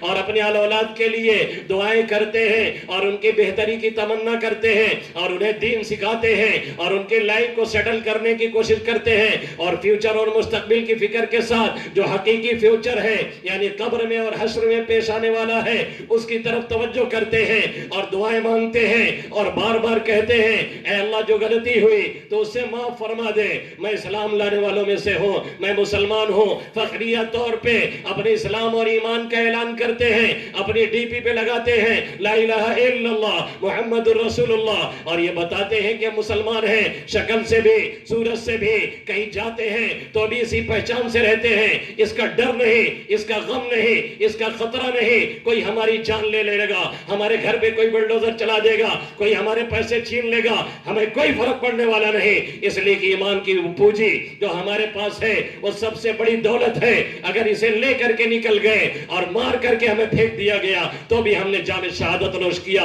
اس راستے میں رب نے ناکامی رکھی نہیں ہے، اگر ہم نے دشمنوں پہ فتح پائی اور کامیابی ملی تو یہ ہماری کامیابی، اور اگر مارے گئے کہیں اور جام شہادت نوش کیا تو پھر جنت ہمارے لیے لاٹ ہے۔ انی تبت الیک و انی من المسلمین، رب ہم توبہ کرتے ہیں اور اعلان کرتے ہیں ہم صاحب ایمان ہیں، ہم صاحب اسلام ہیں، ہمیں کوئی جھجک نہیں، ہمیں اس پہ فخر ہے۔ جب کوئی اس طرح سے کرتا ہے، کوئی ینگسٹر، کوئی نوجوان، کوئی نیو جنریشن والا، کوئی نئے خون والا اپنے لیے، آل اولاد کے لیے، اپنے محلے کے لیے، اپنے معاشرے کے لیے، اپنے ماحول کے لیے، اپنی سوسائٹی کے لیے، اپنے چہتوں کے لیے، اپنے بڑوں کے لیے اس طرح کا رویہ اختیار کرتا ہے، اللہ کہہ رہا ہے اولئک الذین نتقبل عنہم احسن ما عملوا ونتجاوز عن سیئاتہم فی اصحاب الجنہ، یہی وہ نوجوان ہیں جن سے اگر کوئی غلطی ہو گئی ہم اسے معاف کر دیتے ہیں اور ان کی جو اچھائیاں ہیں ہم اسے قبول کر لیتے ہیں، انہوں نے جو اچھا کیا ہے ہم اسے قبول کرتے ہیں اور انہیں جنت میں ہم داخل کریں گے، اور بیچاروں سے اگر کچھ چوک ہوئی اور کچھ غلطی ہو گئی، اچھائی کرنے میں کچھ ان سے غلطی اور چوک ہو گئی، اللہ کہہ رہا ہے ہم اسے درگزر کر دیتے ہیں فی اصحاب الجنہ، اور انہیں سیدھے جنت میں لے کے جائیں گے۔ یہ وہ چند باتیں ہیں جسے ہمیں پکڑنا ہے، جسے آپ کو پکڑنا ہے، جسے دھیان میں رکھنا ہے، اللہ کے حقوق کو ادا کرنا ہے، والدین کے حقوق کو ادا کرنا ہے اور دعا سے کبھی چوکنا نہیں ہے۔ حدیث میں ہے اللہ کے حبیب صلی اللہ علیہ وسلم فرما رہے ہیں جو مستقل دعا مانگتا ہے وہ کبھی ناکام نہیں ہوتا ہے، اس لیے دنیاوی کاروبار میں بھی لگیں، اپنے کام کاج سے کام رکھیں، اپنی محنت کریں، اگر ایک ٹھیلا کھینچ سکتے ہیں تو بھی وہ کریں اور دو پیسے لانے کی حلال طریقے سے کوشش کریں اور وہی حلال کھائیں اور وہی حلال کھلائیں، اور جو بھی اللہ دے دے اس پہ شکریہ ادا کریں، اور جو نہیں ملا ہے صبر سے کام لیں اور بار بار اس کے دربار میں اللہ سے مانگتے رہیں۔ انشاءاللہ تعالی آپ کچھ ہی دنوں میں دیکھیں گے کہ آپ کی لائف اتنی سیٹ ہوگی اور اتنے سکون سے گزر رہی ہوگی کہ دوسرے لوگ آپ سے پوچھیں گے کہ آپ کیا کھاتے ہیں کہ اتنا مست رہتے ہیں، آپ کیا لیتے ہیں کہ اتنا مست رہتے ہیں، آپ اتنے پرسکون کیوں دیکھتے ہیں، آپ اتنی راحت میں کیوں نظر آتے ہیں، آپ کے پاس اتنی مسکراہٹ کہاں سے آ رہی ہے؟ یہ مسکراہٹ اسی لیے آ رہی ہے کہ رب راضی ہے، یہ مسکراہٹ اسی لیے آ رہی ہے کہ والدین کی دعائیں پیچھے لگی ہیں، یہ مسکراہٹ اسی لیے آ رہی ہے کہ اساتذہ تمہارے لیے دعا کر رہے ہیں۔ جب میں 4-5 سال فارغ ہونے کے بعد میدان میں دوڑنا شروع کیا اور دھیرے دھیرے مشہور ہونا شروع ہوا تو ہم سے ایک پڑھنے والے طالب علم نے، ہمارے شاگرد نے یہ پوچھ لیا مولانا یہ بتائیے آپ اتنی جلدی اتنے مشہور کیسے ہو گئے اور اتنا لوگ کیسے آپ کو جاننے لگے، اور اکثر لوگ بڑے احترام سے نام لیتے ہیں۔ میں تھوڑی دیر کے لیے خاموش ہوا اور اس کے بعد میں نے اس سے ایک جملہ کہا، میں نے کہا میں بہت مشہور تو نہیں لیکن ایک بات کہتا ہوں، اگر تم کو لگتا ہے کہ میں تھوڑا مشہور ہو گیا ہوں تو ایک بات کہتا ہوں، اس کے پیچھے صرف 2 وجہ ہے اور میرے پاس کوئی ذاتی ہنر نہیں۔ ایک تو میرے اساتذہ کی جوتیوں کی برکت ہے، دوسرے میرے والدین اور میرے دادا مرحوم کی دعائیں میرے ساتھ لگی ہیں جو مجھے آگے بڑھاتی چلی جا رہی ہیں، اور میرے پاس کوئی ذاتی چیز نہیں ہے۔ آپ بھی اگر چاہتے ہیں اس طرح سے بڑھنا اور دین دنیا میں سکسیس ہونا، इस तरह से आप अपने को सेटल कर लीजिए, इंशाअल्लाह ताला कामयाबी हर जगह कदम चूमेगी। हयात बाकी, मुलाकात बाकी, बहुत सी बातें भी बाकी हैं, फिर आएंगे तो करेंगे इंशाअल्लाह ताला। आमीन या रब्बल आलमीन। प्रोग्राम पे प्रोग्राम है, जुमेरात में था, कल जुमा था, आज यहाँ है, 2 रोज बाद जौनपुर में है, फिर 2 रोज बाद आजमगढ़ से आगे जाना है, फिर उसके बाद जुमा है, फिर अतवार को सुल्तानपुर जाना है, फिर उसके बाद कहीं और निकलना है। इसलिए यहीं पे बात पूरी करते हैं, फिर मिलेंगे, फिर बातें होंगी।